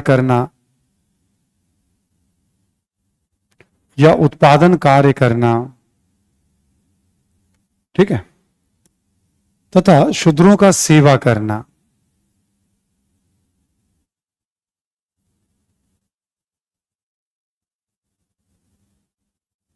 ठीक, 4 वर्ण और उसका, है ना। अगला पॉइंट लिखें आप, यह एक प्रकार से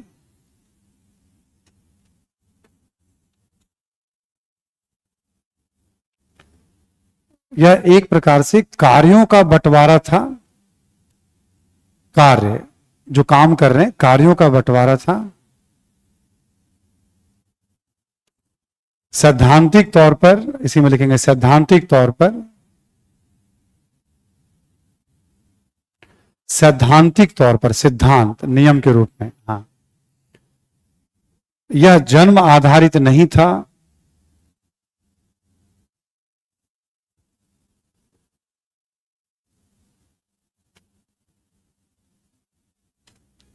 और ना ही कोई व्यवसाय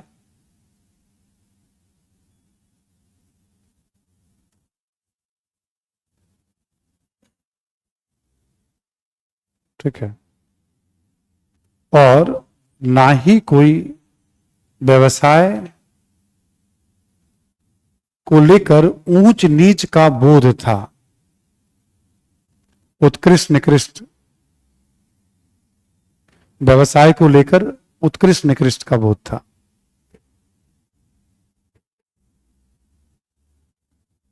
ठीक है, अब देखो उत्तर वैदिक ग्रंथ में क्या है, 4 वर्णों का समाज। आप कल्पना करिए हम सब कबीले में रह रहे हैं, ठीक।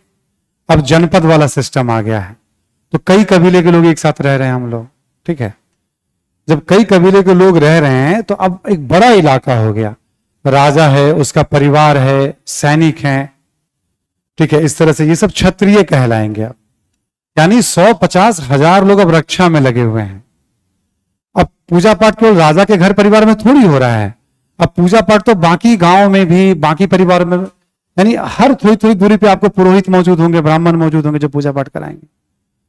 तो अध्ययन अध्यापन, चूंकि एक बड़ा इलाका में स्थायी तौर पर लोग रह रहे हैं, धीरे धीरे क्या हुआ, उस समय जो काम थे उसको 4 भागों में बांट दिया गया। एक पूजा पाठ अध्ययन अध्यापन, सबसे ऊपर रखा गया इसको। दूसरा लड़ने मरने मारने का काम। तीसरा किसी भी तरह के उत्पादन का काम। चौथा जरूरत पड़ने पे किसी भी तरह के सेवा का काम, सर्विस देना। सिद्धांतिक तौर पे ये 2 दृष्टिकोण हैं, इसको लेके कंट्रोवर्सी है। ऐसा माना जाता है कि वर्ण व्यवस्था जो है जन्म आधारित नहीं है। एक ही परिवार में कोई व्यक्ति यदि पूजा पाठ का काम कर रहा है तो कोई दूसरा काम भी कर सकता है, वो परिवार का कोई और मेंबर। यानी जन्म आधारित नहीं है कि आप उस परिवार में हैं तो वही काम करेंगे। और ऐसा नहीं होता है, मतलब कागज पे ऐसा नहीं था उस समय कि एकदम ये बेहतर काम है, ये उच्च काम है और ये निम्न काम है। जब वेदों में इसका उल्लेख किया गया तो ऐसा कहा जाता है, ये 2 बातें बहुत क्लियर थी। जन्म आधारित नहीं है, यानी मजबूरी नहीं कि आपको वही काम करना है। दूसरा, कोई काम उत्कृष्ट होता है और बाकी निकृष्ट होता है, ऐसा नहीं। जैसे हम क्या मानते हैं, कोई साफ सफाई का काम करता है तो निकृष्ट काम है, कोई शिल्पी का काम करता है तो निकृष्ट काम है ये, ठीक है। ऐसा समाज में धारणा बन गई ना। बट सिद्धांत में वेदों को लेकर के एक नजरिया कि नहीं, ऐसा नहीं था वर्ण व्यवस्था, ठीक। इसलिए हमने कहा सैद्धांतिक तौर पे जन्म आधारित नहीं था और ऐसा नहीं था। अगला पॉइंट लिखें इसी में, हालांकि व्यवहारिक तौर पर देखें,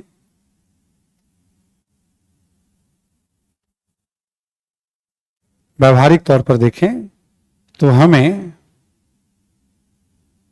उत्तर वैदिक काल से ही भेदभाव के साक्ष्य मिलने लगते हैं।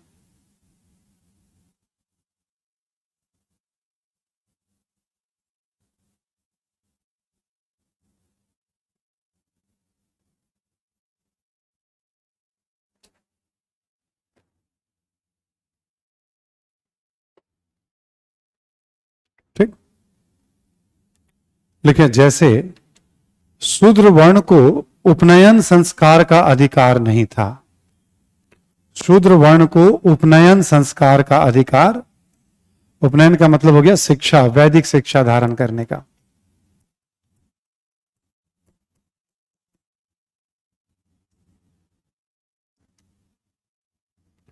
उपनयन का मतलब हो गया वैदिक शिक्षा धारण करने का अधिकार। शूद्र वर्ण को उपनयन संस्कार का अधिकार नहीं था।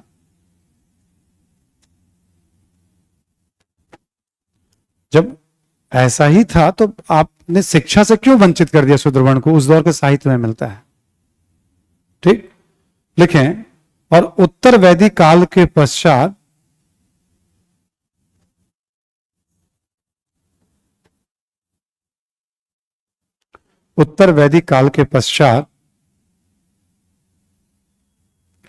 वर्ण व्यवस्था के जन्म आधारित होने के प्रमाण भी मिलने लगते हैं।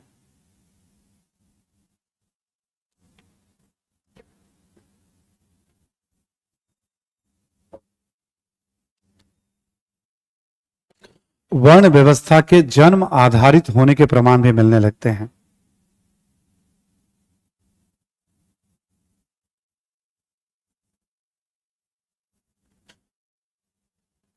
ब्रैकेट में लिख लें आप, जाति व्यवस्था,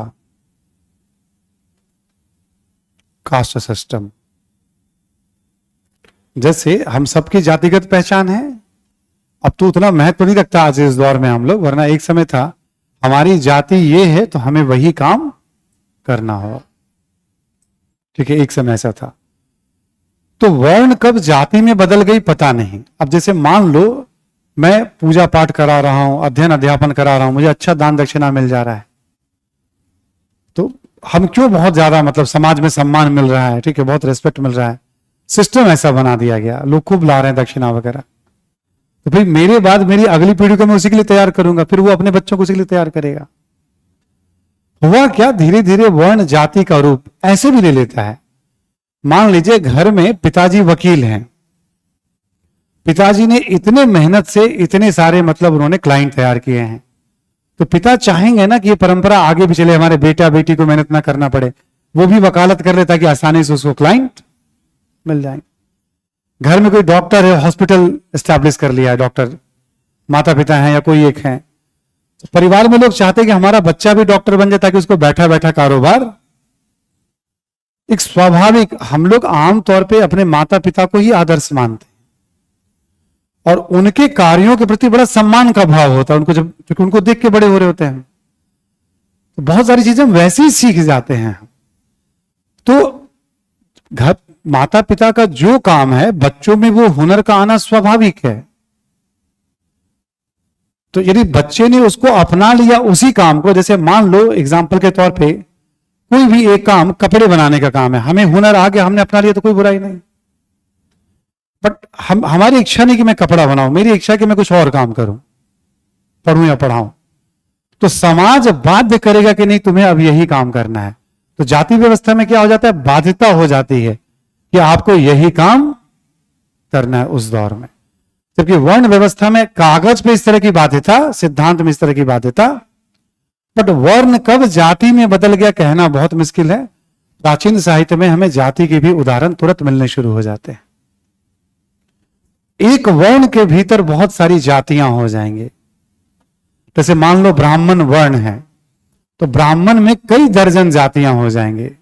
ये यहां का ब्राह्मण है, ये निम्न कुल का ब्राह्मण है, ये कन्नौजिया है, ये सकलदीपी है, ये मैथिल है, ये दक्षिण बिहार का ब्राह्मण है, ठीक है ना, उसमें भी नहीं, इधर हम नहीं करेंगे, ये कंटाहा ब्राह्मण है, ठीक है, मतलब ये निम्न श्रेणी का ब्राह्मण है।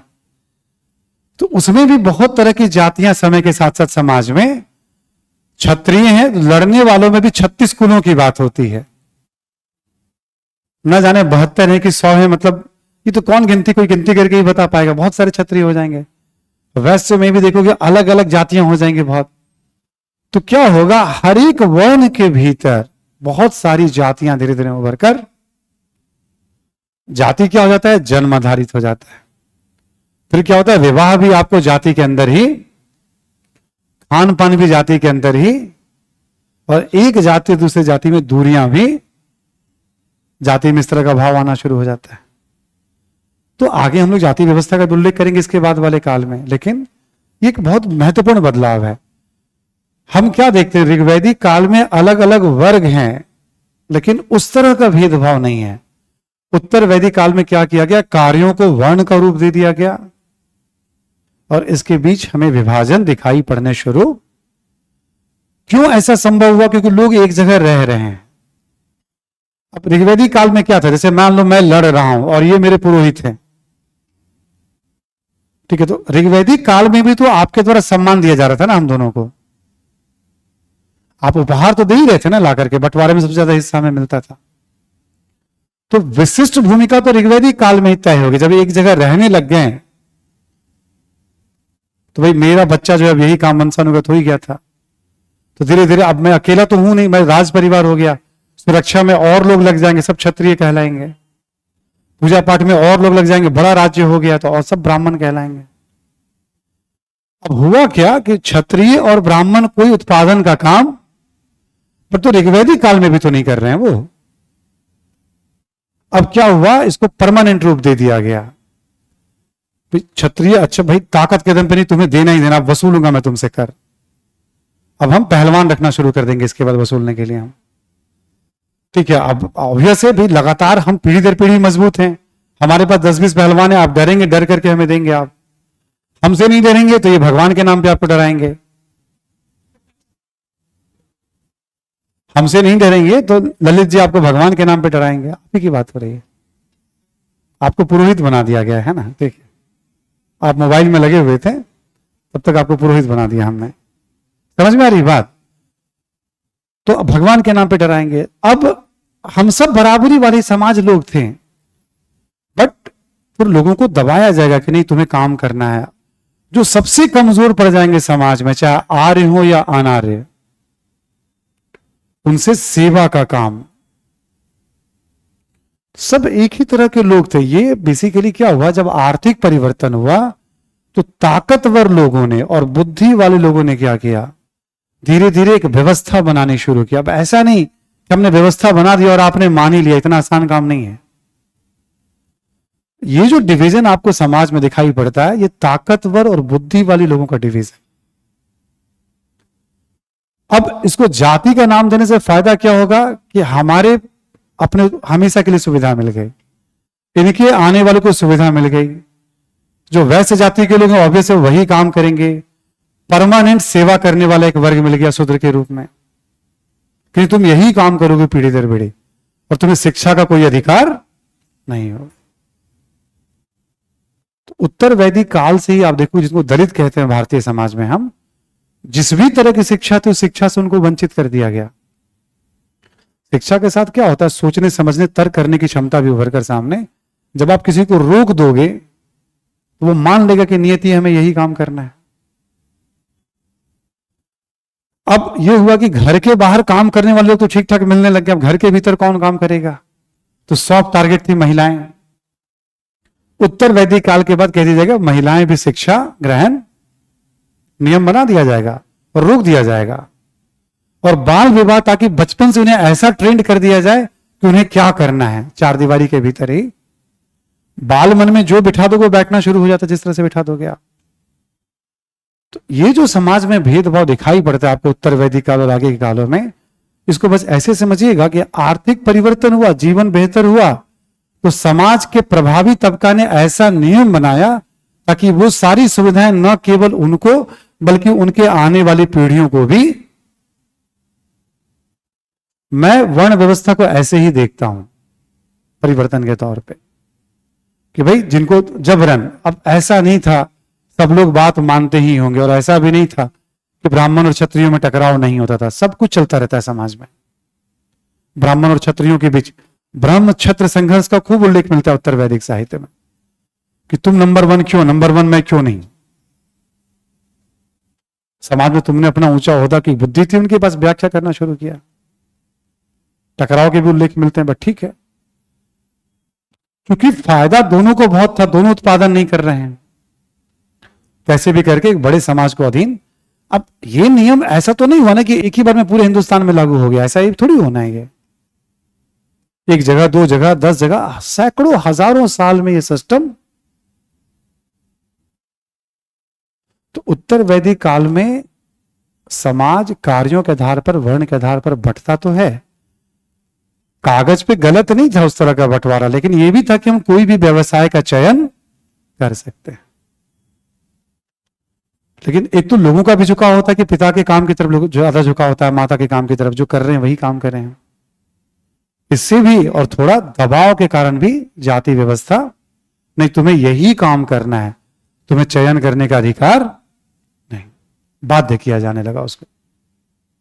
ठीक है, अब ये हजारों साल में सिस्टम बन गया। जब आप कभी पढ़ेंगे, अभी आप पॉलिटी वगैरह के अंदर आरक्षण क्यों दिया जाता है, उसमें एक रीजन दिया जाता है ऐतिहासिक कारणों से, हिस्टोरिकल रीजन से। सुप्रीम कोर्ट की व्याख्या में बार बार ये बात आती है। ठीक, तो उत्तर वैदिक समाज वर्ण व्यवस्था पर आधारित समाज है, और वर्ण व्यवस्था में अब आर्य अनार्य का वैसा भेद नहीं है। सब लोग एक जगह रह गए, उसी व्यवस्था में उनको समाहित। 700-800 साल बहुत होते हैं। ठीक है, आप अपने घर में पूछिएगा माता पिता से, आपको बताएंगे, एक दो लोगों को छोड़ दिया जाए तो कैसा जाति व्यवस्था का दबाव रहा होगा। अभी आप उस दौर में हैं जहां दबाव बेशक है, लेकिन इस दौर में बहुत तेजी से परिवर्तन घटित हो रहे हैं, बहुत तेजी से परिवर्तन घटित हो रहे हैं उस दौर में अभी आप। तो उत्तर वैदिक काल में वर्ण व्यवस्था, ठीक है, यानी कार्य बंटवारा बता दिया उसके बारे में, प्लस समाज में भेदभाव है, बढ़ने लगा पहले की तुलना में। इसके बहुत सारे उदाहरण हैं। उपनयन, जैसे शिक्षा प्रारंभ करने के पहले एक संस्कार, एक खास तरह का अनुष्ठान होता था। मंत्रोच्चारण होगा, उत्सव का माहौल होगा, संबंधी जमा होंगे, आशीर्वाद देंगे, भाई आप औपचारिक रूप से शिक्षा की शुरुआत अब आप करिए। उसको उपनयन संस्कार कहा जाता था। ऋग्वैदिक काल में भी था। ऋग्वैदिक काल में महिलाओं को अधिकार है, उत्तर वैदिक काल में महिलाओं को अधिकार है, पर उत्तर वैदिक काल के बाद महिलाओं को यह अधिकार साहित्य में नहीं मिलेगा कि नहीं, महिलाओं को उपनयन संस्कार का अधिकार नहीं है। क्यों? प्रभावी लोगों को घर के बाहर और घर के भीतर सेवक की जरूरत थी, सेवा करने वालों की। तो जो सबसे कमजोर थे उनको शूद्र के रूप में स्थापित कर दिया गया समाज के द्वारा धीरे धीरे। और आप वैसे देखोगे शारीरिक बनावट के आधार पे तो महिलाओं को इस रूप में स्थापित कर दिया जाएगा धीरे धीरे। ठीक है, तो ऐसे करके आप एक, यही समाज थोड़ा परिवर्तन के साथ हजारों साल तक चलेगा। तो उत्तर वैदिक कालीन और बुद्ध कालीन समाज ही हमारे समाज का आधार है आज भी। अगले काल में जो कुछ पढ़ेंगे हम, दोनों को मिला दो आप, तो यही दोनों मिलकर के हमारे समाज का आधार तैयार करता है। थोड़ा सा हम लोग और आगे बढ़ते चलते हैं। वर्ग वर्ण भेदभाव की बात होगी। अगला पॉइंट लिखें आप, लिखिए परिवार पूर्ववर्ती काल की तरह। परिवार पूर्ववर्ती काल की तरह, पहले की तरह, ऋग्वैदिक काल की तरह। क्या था उसमें? संयुक्त परिवार और पितृसत्तात्मक परिवार। ठीक है, परिवार पूर्ववर्ती काल की तरह। अगला पॉइंट लिखें आप, महिलाओं की दशा में गिरावट।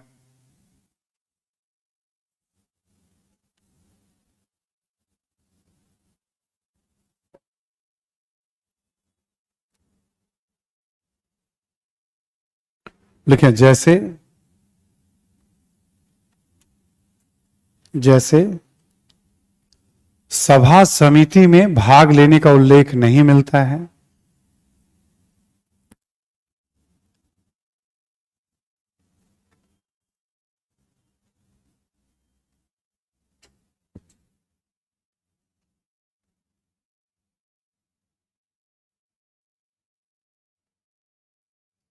ठीक है,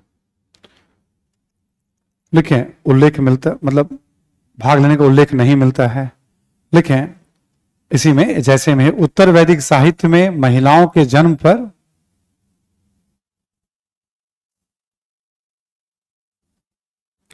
दुख व्यक्त किए जाने का भी उल्लेख मिलता है। महिलाओं के जन्म पर दुख व्यक्त,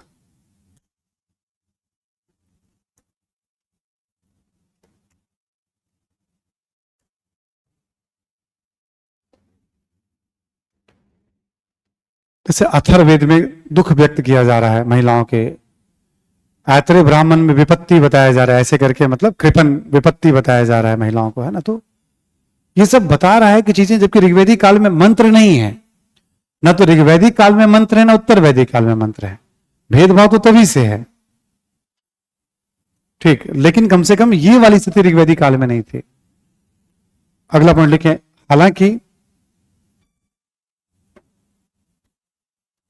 हालांकि शिक्षा का अधिकार था,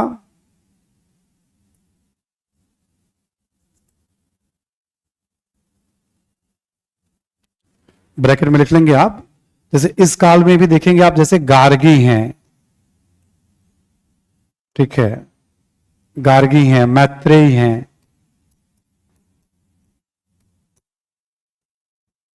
ये सब विदुषी महिलाएं हैं, है ना, गार्गी मैत्रेयी, ठीक है। इस काल में भी शिक्षा का अधिकार था, ये दोनों नाम लिखवाया आपको विद्वान विदुषी महिलाओं के लिए, ना, शिक्षा का अधिकार था, तथा सामाजिक कुरीतियों का प्रचलन अभी भी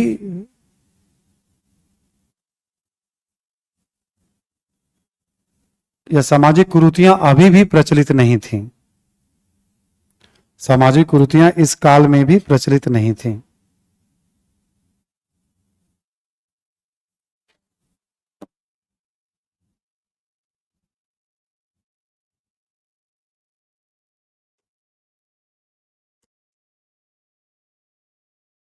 ठीक,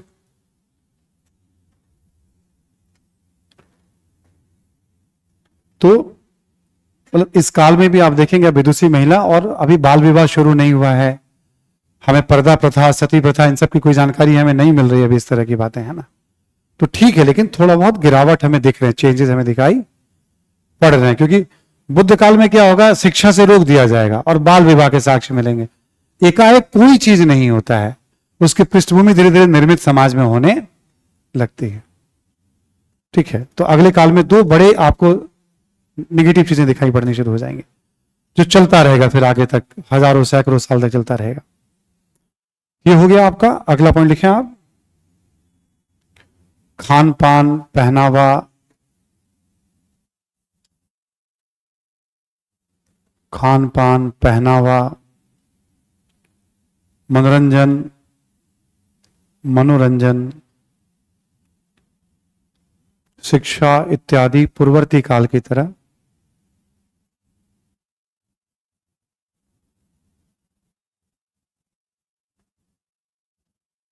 पूर्ववर्ती काल की तरह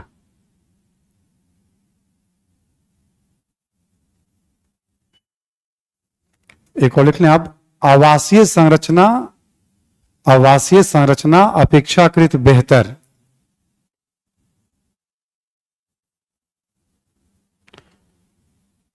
आवासीय संरचना अपेक्षाकृत बेहतर,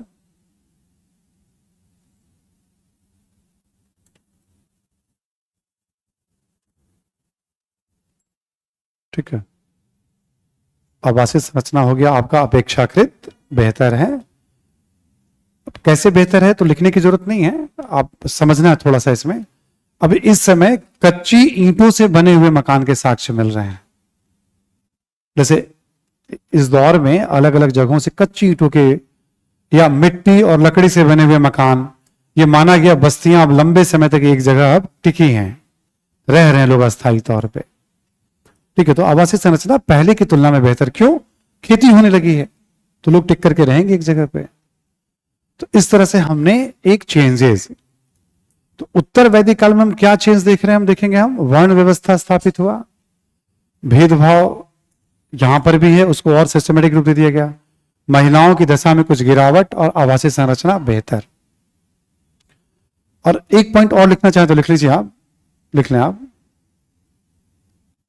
लिखें, इस काल में भी दास एवं दासियों का उल्लेख मिलता है,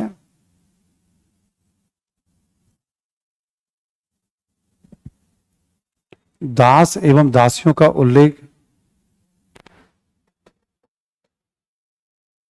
मिलता है।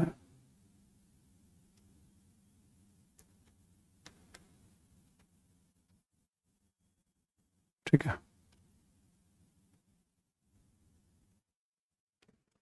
लिख लिया आपने, दास एवं दासियों का और ब्रैकेट में लिख लें आप, ब्रैकेट में यहां पे उत्पादन कार्यों में इन्हें लगाए जाने का उल्लेख नहीं मिलता है।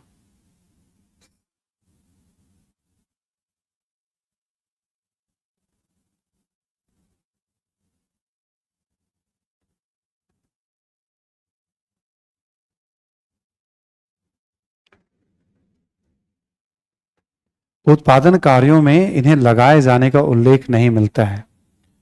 तो जरा चैट वेट पे देखिएगा, इधर वाले में कुछ बच्चे जो हैं उल्टा पुल्टा लिखते रहते हैं ना। किसी किसी को ब्लॉक करना हो तो ब्लॉक कर दिया करिएगा, ठीक है। अब वो पढ़ रहा है कि लिपस्टिक वगैरह की बात कर रहा है, ठीक है ना, तो उसको देखिए आप और ब्लॉक कर दीजिए आप, ठीक है ना। कम से कम पढ़ने वाले बच्चों को कुछ कुछ मैं भी देखता रहता हूँ, कुछ बता दूं उनको मैं, है ना, ठीक है।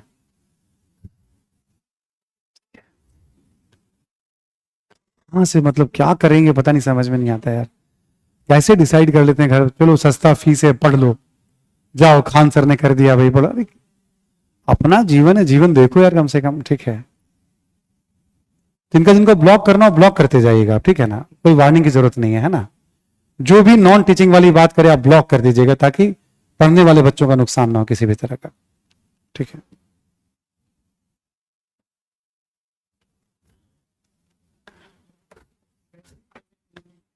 अब मैं सोच रहा हूं कि जैसे कुछ मान लो कभी कोई बच्चा कुछ लिख रहा है, कभी जैसे किसी एक बच्चे ने लिखी कि सर मैं भी आज पहली क्लास है, तो एक बार हमने रिपीट कर दिया भाई आप कैसे तैयारी करें एटलीस्ट, ठीक है। कुछ बातें हैं, चलो कोई बात नहीं, बच्चे अपने ही हैं जो पढ़ रहे हैं, वो बाहर के तो हैं नहीं, ठीक है। कुछ काम की बात हो तो मैं भी उसमें बात कमेंट कर दूं, मतलब ठीक है। तुमने लिपस्टिक लगा लिया क्या?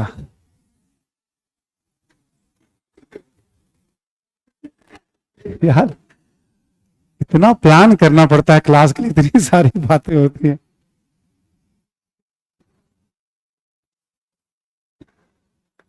मुझे तो कभी कभी लगता है कि क्लास नहीं होनी चाहिए, बस ये चैट चला दिया जाए और सब बैठ के देखें और पढ़ें। एक दिन लाफ्टर शो हो जाएगा इसी में हमारा, ठीक है ना, ठीक है। क्योंकि दास और दासियों का हमने उल्लेख ऋग्वैदिक काल में भी किया था, तो इस काल में भी दास और दासियों का उल्लेख मिलता है।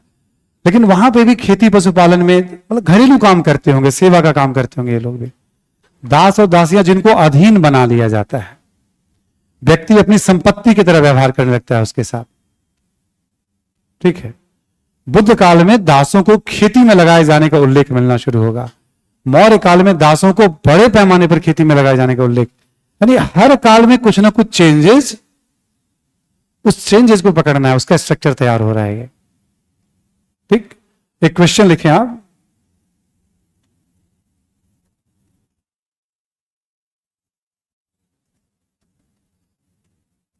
लिखें ऋग्वैदिक काल की तुलना में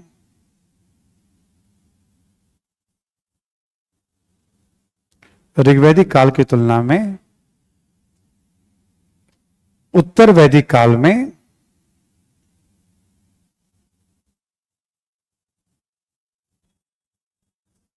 उत्तर वैदिक काल में सामाजिक आर्थिक क्षेत्र में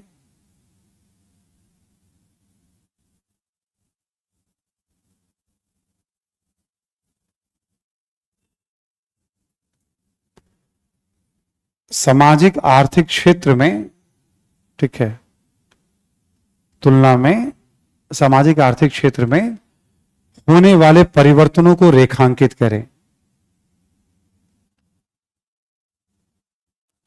होने वाले परिवर्तनों को रेखांकित करें।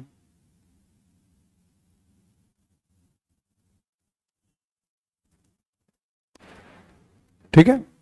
अभी ये सवाल पूछा अभी 2024 में, अभी मुश्किल से 7-8 दिन पहले जो एग्जाम हुआ है आपका, उसमें पूछा गया है सवाल। ऋग्वैदिक काल की तुलना में उत्तर वैदिक काल में सामाजिक आर्थिक क्षेत्र में होने वाले परिवर्तनों को, आ रही बात समझ में सभी को? ये बहुत सिंपल सा मेथड है, कोई भी पढ़ता होगा तो इस तरह से जरूर पढ़ता होगा, ऐसा नहीं कि मैं इकलौता ऐसा शिक्षक हूं ऐसा पढ़ा रहा हूं। यदि आप कोई भी ऑर्गेनाइज तरीके से पढ़ेगा तो ऐसे पढ़ेगा जरूर वो। रामचंद्र शर्मा की किताब भी कोई ढंग से पढ़ लेगा तो इस तरह से उसमें सब कुछ लिखा हुआ है, क्या क्या चेंजेस आए। अब 150 शब्दों में लिखने के लिए अभी आया ये, ठीक, तो ऋग्वैदिक समाज, उसमें उत्तर वैदिक काल में क्या, ऋग्वैदिक अर्थव्यवस्था और उत्तर वैदिक अर्थव्यवस्था में क्या परिवर्तन आया। ठीक है, अभी ये 150 शब्दों में लिखने के लिए आया था आपका। सोसाइटी अभी जारी है ना, सोसाइटी बंद नहीं हुआ है। नोट करके लिखें आप कुछ पॉइंट और सोसाइटी में, जरूरत के हिसाब से सारे पॉइंट्स आप ऐड कर सकते हैं। अब जो लिखवा रहा हूं आपको, ये समाज से संबंधित कुछ और महत्वपूर्ण जानकारी है जो मैं आपको लिखा रहा हूं उत्तर वैदिक काल में। ठीक, देखिए आप कि उत्तर वैदिक काल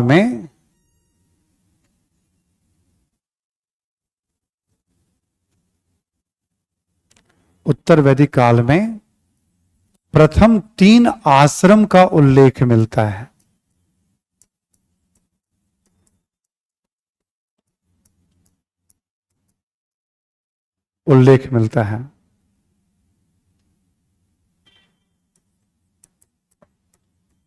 ब्रह्मचर्य, गृहस्थ, वानप्रस्थ। प्रथम 3 आश्रम का उल्लेख मिलता है उत्तर वैदिक साहित्य में। ठीक है, उल्लेख मिलता है। ऐसे में लिखेंगे गृहस्थ की सर्वाधिक चर्चा होती थी, गृहस्थ का सर्वाधिक उल्लेख मिलता है।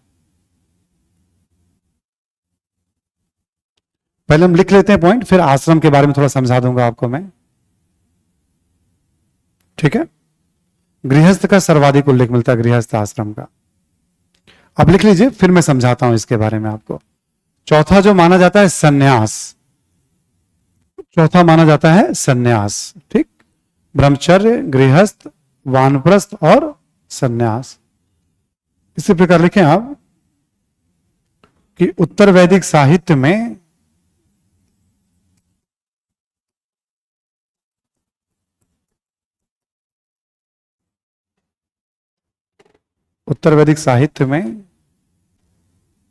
जीवन में, सामाजिक जीवन में प्रचलित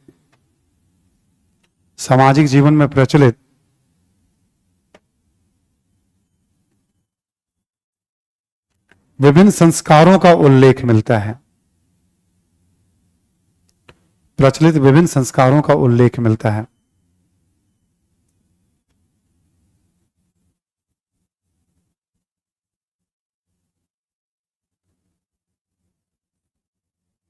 ठीक है, विभिन्न संस्कार को लिखें आप,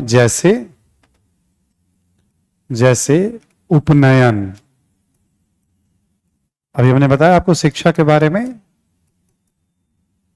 जैसे उपनयन। ठीक है, इसी में लिखें आप समावर्तन, शिक्षा के समाप्त होने के अवसर पर।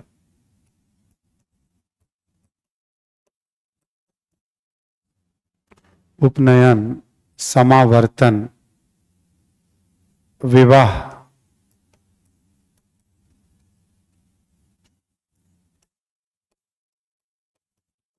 8 प्रकार के विवाह का उल्लेख मिलता है। ये सब अपने ना स्टडी मटेरियल में आपको जो दिया गया उसमें सब लिखा हुआ है। 16 संस्कार लिखे हुए उसमें, 8 प्रकार का विवाह, सब उल्लेख है उसके अंदर, मतलब है ना। जैसे उपनयन, समावर्तन, विवाह, अंतिम संस्कार या अंत्येष्टि संस्कार, अंतिम संस्कार इत्यादि। ठीक है, उत्तर वैदिक साहित्य में विभिन्न संस्कारों का उल्लेख मिलता है। ऋग्वेद में भी था संस्कार, ऐसा नहीं। ठीक है, जैसे उपनयन संस्कार, अंतिम संस्कार, विवाह, ऋग्वेद में भी है। उत्तर वैदिक साहित्य में अधिक व्यवस्थित तरीके से उल्लेख मिलता है। ठीक है, ये वाला वर्ड रखिएगा, अधिक व्यवस्थित तरीके से। ऋग्वेद में भी विवाह संस्कार है, अंतिम संस्कार है, उपनयन संस्कार है, वहां पे भी इसका उल्लेख है। 16 प्रमुख संस्कार हैं, उसमें से हमने 3-4 का नाम यहां लिखवा दिया है। ठीक है, इसलिए हमने लिखवाया है कि आज भी हिंदू समाज में जो विवाह का तौर तरीका है वो वैदिक तौर तरीके से काफी मिलता जुलता है। जो अंतिम संस्कार है वैदिक संस्कार से बहुत मिलता जुलता है। शिक्षा को लेकर के जो शुरुआत होती है औपचारिक तौर पर उसी परंपराएं में, तो हमें पता नहीं चलता हम कब से उन चीजों को फॉलो करते आ रहे हैं उस रूप में। ठीक है, जैसे बच्चों को लेकर भी बहुत सारे बच्चे का जन्म होता है ना, और बच्चों को जो पहली बार अन्न खिलाया जाता है, बच्चों को पहली बार घर से बाहर निकाला जाता है, तो आप देखेंगे बच्चों के जन्म और अलग अलग अवसरों पर बहुत सारे संस्कारों का अभी भी आप देखेंगे उत्सव को मनाया जाता है। एक नया कॉन्सेप्ट जुड़ गया जन्मदिन का आजकल, बर्थडे का। ठीक है, बट वो अपने वाले संस्कार में बर्थडे नहीं था, अपने वाले संस्कार में था जब जन्म हुआ, ठीक है, वो एक उत्सव है, 4-6 दिनों पे एक उत्सव है, फिर 3 महीने पे है, फिर 6 महीने पे है, ऐसे करके गर्भधारण, पुंसवमन, सीमांतोनयन, ठीक है, ऐसे करके बहुत सारे 16 संस्कारों का उसमें उल्लेख मिलता है। ये इंटरेस्टिंग चीज है, कभी खाली वक्त में जानना चाहिए कि हमारा समाज या समाज की सोच क्या रही है उस दौर के। बदले हुए रूप में आज भी उसका प्रभाव हम अपने जीवन पे देख सकते हैं। ठीक है, जो मुंडन वगैरह होता है बच्चों का, वो भी एक संस्कार के रूप में उस दौर में भी था। तो जैसे मुंडन संस्कार हो गया, पहली बार भोजन, अन्न प्रसन्न है, पहली बार भोजन संस्कार हो गया, तब भी प्रचलित था और ये आज भी प्रचलित है। उत्तर वैदिक साहित्य में हमें व्यवस्थित तरीके से मिलता है। विवाह के बारे में जैसे देखोगे उत्तर वैदिक साहित्य में, तो अलग अलग तरीके से समाज में जो प्रचलित है उस तरह से उसमें बताया गया है। एक जो सबसे तरीका है कि जो वधू पक्ष होते हैं वो वर की तलाश करते हैं, और वधू पक्ष के जो बड़े होते हैं वो जाते हैं वर रिश्ता लेकर के, फिर वो बारात लेकर के आते हैं। विवाह का वैदिक काल में भी ये लोकप्रिय तरीका था। ऐसे करके ना 8 ब्रह्म, प्रजापति, आर्षदेव, ये ब्रह्म विवाह हो गया, ये सबसे लोकप्रिय तरीका था। 4 जो समाज में स्वीकार्य नहीं थे उस दौर में, बदले हुए रूप में उसी चारों को आज भी आप देख सकते हैं। असुर है, राक्षस है, पिशाच है, गंधर्व। गंधर्व विवाह जो उस समय वर्ड यूज किया गया वो प्रेम विवाह के लिए यूज किया गया उस समय। कहीं ना कहीं समाज में आज भी उस तरह से उसकी स्वीकार्यता अपने समाज में, उसको भी स्वीकार्य नहीं माना गया उस दौर में। 4 जो है स्वीकार्य विवाह है और 4 स्वीकार्य विवाह नहीं है। किसी को किडनैप कर लेना और अपने साथ रखना आज भी अपराध है, तब भी उसे गलत माना गया है। बहला फुसला कर अपने साथ रखना तब भी गलत माना गया, आज भी। तो उसमें लिखा हुआ, तो देखो जहां मानव है, अब जब क्या होता है लोग साथ रह रहे हैं तो तरह तरह की समस्याएं आ रही हैं, उन समस्याओं के संदर्भ में समाज नियम बना रहा है, क्या सही और क्या गलत और कैसे जीवन। हर बात को हम खारिज नहीं कर सकते। जब आप बैठ के देखोगे तो बहुत सारी बातें बहुत प्रैक्टिकल हैं, आज तक चली आ रही हैं, यानी उसका किसी न किसी रूप में महत्व। कुछ वैसी चीजें होती जो तर्क की कसौटी पे ठीक नहीं भी लगती है। अब जैसे भेदभाव है, एक जाति दूसरी जाति को हे दृष्टि से देख रहा है, ठीक है, तब की क्या व्याख्या थी मुझे पता नहीं, बट आज कोई इसको स्वीकार, कोई भी मानवीय दृष्टिकोण से इसको उचित नहीं मानेगा। बट बहुत सारी चीजें ऐसी हैं जो आज भी स्वीकार्य, अलग अलग नामों से, अलग अलग तरीकों से समाज में है। तो जब विरासत की बात होगी तो वैदिक काल की विरासत सामाजिक जीवन में कूट कूट कर भरी हुई है हमारे सामाजिक परंपराओं में। ठीक, तो बहुत सारे संस्कार व्यवस्थित तरीके से स्थापित हैं। इसे में लिखें आप,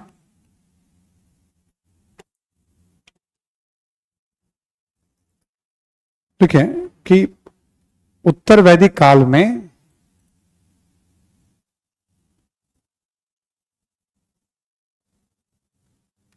गोत्र प्रथा के प्रचलन की भी जानकारी मिलती है। गोत्र प्रथा,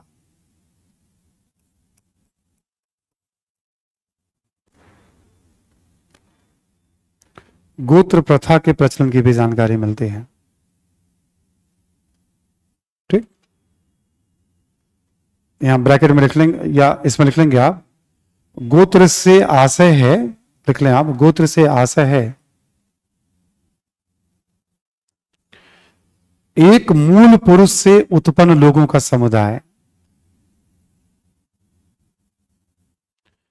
एक मूल पुरुष से उत्पन्न लोगों का समुदाय।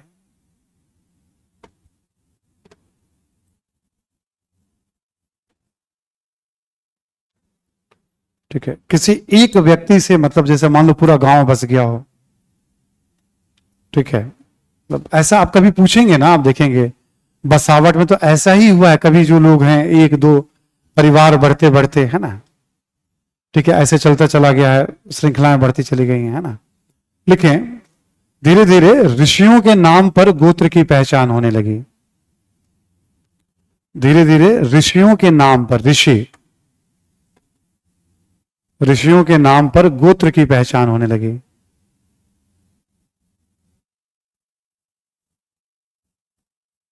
और गोत्र के बाहर विवाह की प्रथा प्रचलित हुई।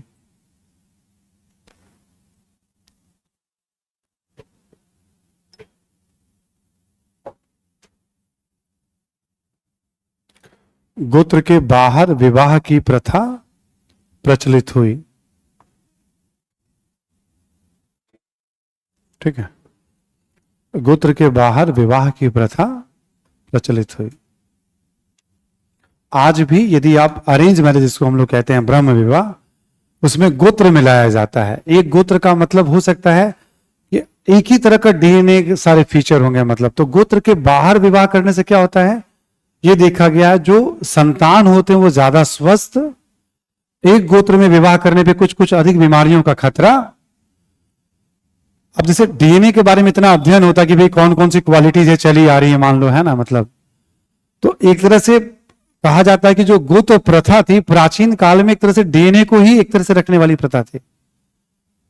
भाई ऋषि के नाम से आसान हो जाता है, अच्छा आपका, अब ऐसे पहचाना तो बहुत मुश्किल है, आप किस गोत्र के हैं, तो भारद्वाज के हैं, तो इस गोत्र के मान लीजिए, तो उसे पहचानना, अच्छा आप कहीं ना कहीं एक उससे उत्पन्न परंपरा से आप कहीं ना कहीं हमारी वो परंपरा जो है, वंश परंपरा हमारी मिल रही है, हम जुड़ रहे हैं। हम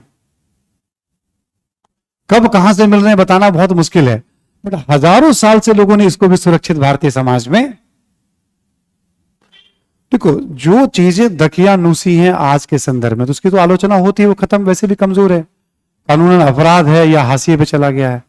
पर जिन चीजों का महत्व केवल इस कहने से कि प्राचीन कालीन चीजें उसको हाशिए पे कर दे, ये अच्छी बात, अच्छी चीजों को हमेशा कंटिन्यू करने में, ठीक है, नैतिक शिक्षा पे बड़ा बल था उस दौर में। तो जैसे गोत्र प्रथा भी प्रचलित है उत्तर वैदिक काल में, संस्कार प्रचलित हैं, है ना। आश्रम, आश्रम क्या होता है बेसिकली, आश्रम ऐसा होता है कि जीवन कैसे जीना है।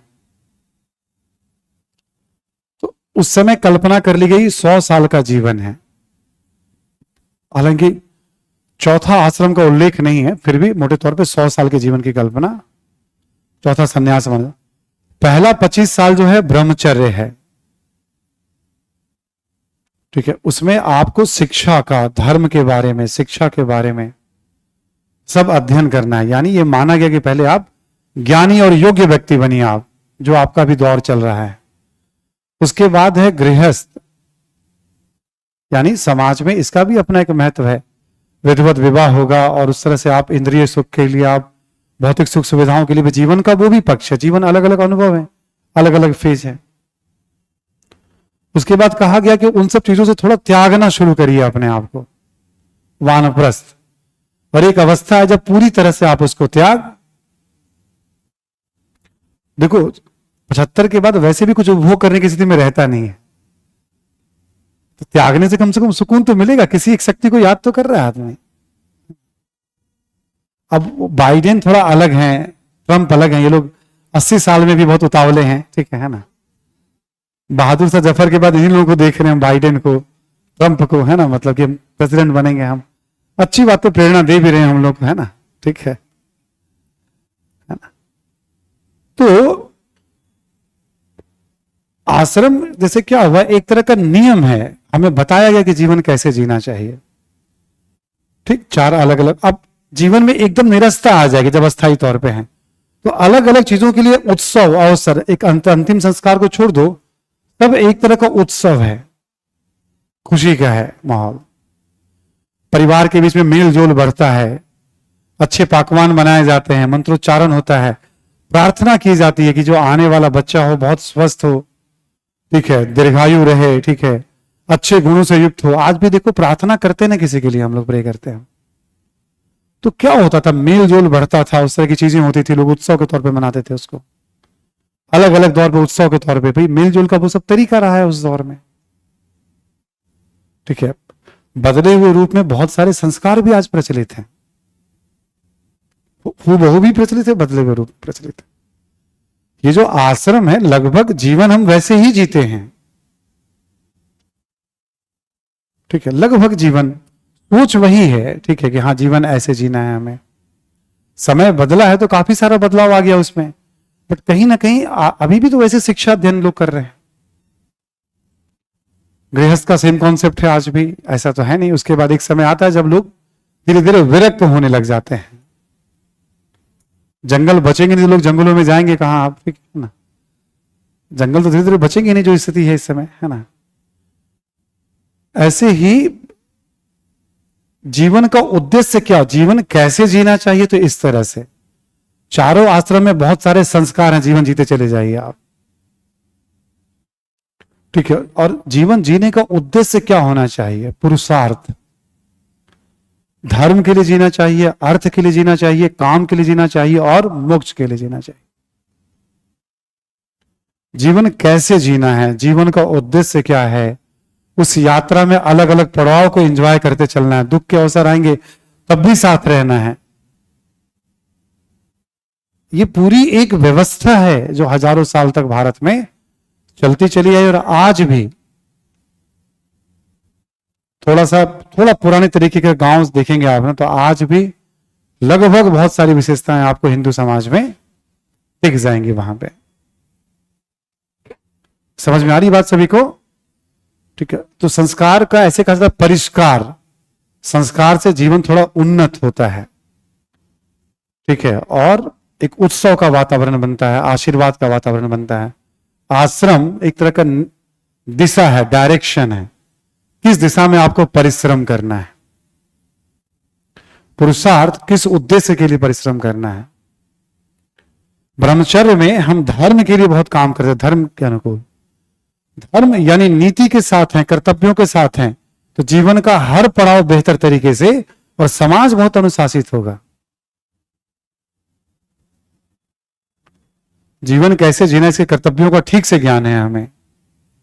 हम उस दौर में आ गए जहां सब कुछ चलता है, सही गलत हर चीज को जस्टिफाई हर दौर में होता है, वो तो है।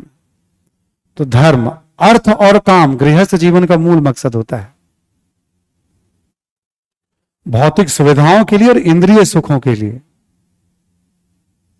मोक्ष वानप्रस्थ और संन्यास जीवन का, ठीक है। तो ये सारी चीजें लगभग उत्तर वैदिक काल में आकार ले रही हैं। जो आकार नहीं ले पाई वो बुद्ध काल में पूरी तरह से स्थापित। उत्तर वैदिक और बुद्ध युगीन समाज या महाजनपद युगीन समाज हमारे सामाजिक जीवन का आज भी कहीं ना कहीं आधार है, ठीक, आज भी सामाजिक जीवन का आधार। नोट में कुछ और लिख लें आप जरा, है पॉइंट्स लिखें। उत्तर वैदिक साहित्य में ही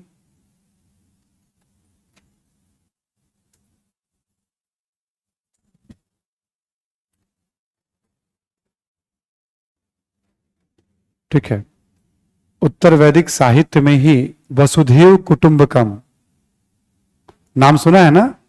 वसुधैव पूरा, वसुधा यानी विश्व ही परिवार है, कुटुंब है।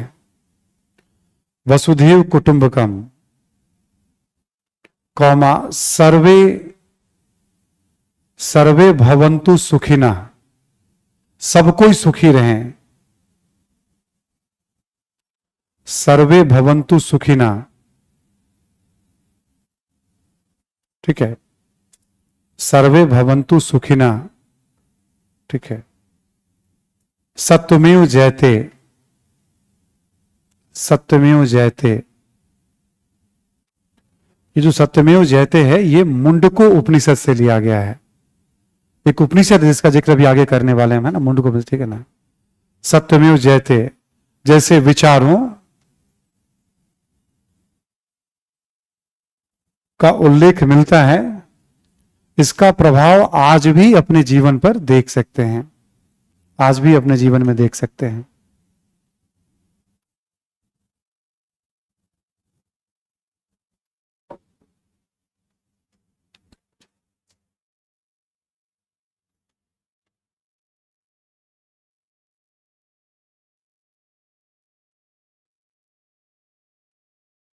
ठीक है। तो ये इसलिए बता दिया, आपको कल वैदिक विरासत लिखना होगा ना, तो ये सारे पॉइंट विरासत के में बहुत उपयोगी होने वाले हैं। और थोड़ी एक समझ, देखो अब इसमें अलग से ऑब्जेक्टिव में बहुत सवाल की संभावना नहीं है ना, जो मैंने आपको लिखाया है। जब आपको वैदिक समाज, केवल उत्तर वैदिक समाज के लिखने के लिए कहते, भाई उस दौर की क्या विरासत आज हमारे जीवन में, तब आपको ये सारे पॉइंट बहुत उपयोगी होंगे। बहुत सारे बच्चे लिखते रहते हैं सर बुकलेट प्रोवाइड करवा दीजिए। देखो अब प्रबंधन का कैसे सिस्टम है मुझे नहीं आइडिया, आप प्रबंधन में बात करिएगा, आपकी बात प्रबंधन के लोग पढ़ रहे होते हैं, है ना। मैं तो बस केवल क्वेश्चन उत्तर देने के लिए पढ़ता हूं किसी के बारे में, प्रबंधन के लोग विशेष तौर पे पढ़ते हैं कि आप क्या कर रहे हैं, ठीक है। तो आपकी बात वहां पहुंच रही है, यदि उनके दायरे में होगा, उनको लगता है तो वो कर देंगे आपको उपलब्ध, नहीं तो कुछ जो होगा बताएंगे आपको वो, ठीक है ना। आप वहीं पे रिक्वेस्ट करिएगा जहां आप लोग है ना। एक क्वेश्चन मैंने आपको दिया है, वो यूपीएससी का क्वेश्चन है जो इस बार पूछा गया है। सोसाइटी थोड़ा इसका ब्रॉड एस्पेक्ट भी है, तो हम लोगों ने सोसाइटी की बात कर ली है। उत्तर वैदिक समाज में बहुत सारा बात करना पड़ता है, ठीक। आज मुख्यतः सोसाइटी पे और कुछ राजनीति पे भी बात हुई थी आपसे, है ना। कल वाले क्लास में हम लोग वैदिक कालीन धर्म और वैदिक कालीन साहित्य कंप्लीट हो जाएगा आपका। साहित्य में बहुत सारी फैक्चुअल जानकारी भी, और जो बुकलेट आपको दिया गया उसमें साहित्य के बारे में बहुत अच्छे से है, उसका उपयोग लास्ट में बताऊंगा कैसे करना है।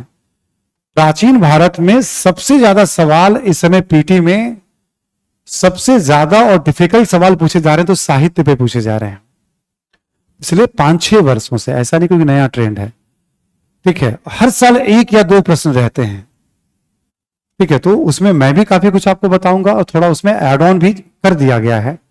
तो जैसे अब कहीं पे पढ़ना है ज्यादा तो वहां पढ़ना है, ठीक। कुछ बेस मैं बना दूंगा, कुछ आपको सपोर्ट में मैटर होंगे, नहीं आपको पढ़ना है वो। इस तरह से हम जहां जरूरत होगी वहां इंफॉर्मेशन के लिए भी हम दौड़ेंगे, उसके पीछे भागेंगे हम, ऐसा नहीं कि छोड़ना है हमें, ठीक है। मतलब साहित्य बहुत महत्व रखता है, साहित्य के माध्यम से तो सारी जानकारी मिल रही है।